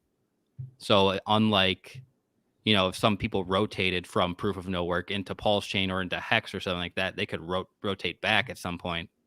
That dude just took all that money. It was like $400,000 or something like that. Or I don't know. It was something huge, or some big number. And he took all the money, disappeared, rug pulled the liquidity. And now that was so much of that was a part of this, and it will never come back. So that was a big hit to this community, when that guy just rugged everybody and stole my stuff. Cool. That's I like that. I like the mechanics and the ethos of following the Richard Hart's kind of, the code's finished, the code's immutable, no admin keys, nothing like that. 100% flawless uptime, man. Yeah, that's great. Yep. Great. Is there anything else you want to cover? Well, we got you here. Like I said, this is a wonderful opportunity for anyone in chat to ask questions that has to do with NFTs, IPFS, those kind of things. Yeah, I'm down to answer any questions, man. I can't think of anything off the top of the head I really want to talk to. I feel like we covered a lot. Yeah, well, and like I said, these streams are so long that they just lend themselves to clips, right? Yeah. So if anybody here wants to make clips of this, please do. 3-5 minute sound bites of so much awesome information was shared by all of the guests here, including Proof of No Work. So yeah, clip it, use it, share it, and we'll just try to make this as digestible and bite-sized as possible. Yeah, I would definitely appreciate it personally, because I hate doing this type of thing. This is something that I'm not very good at, is editing videos and putting them together. Yeah. I need to get better at that for sure. Yeah. Awesome. Well, thanks to everyone for joining us. If you have made it this far into the stream and you have a comment in the comments, if you've made a comment, feel free to DM me your size of t-shirt and your address, along with I should have actually said this at the beginning to all the guests. But if anyone wants to send me a size of a t-shirt and an address, I will ship you out a Hex-Ray Vision t-shirt for being here and being a part of the community. Appreciate it so much. And next week we have on Tech Talk, we're gonna have InvestDex, Chrissy Rose, and Shades, and they're all big members of several communities. Obviously, InvestDex is the founder of InvestDex, and we're going to be taking all of your questions about that. I think they're going to cover a lot of the Genius community and the things that they're trying to program into the Genius community, and NFTs, a whole bunch of stuff that we're going to get into. So come join us next week, and thanks again. We'll see you next time. Bye. Peace. Thank you, man.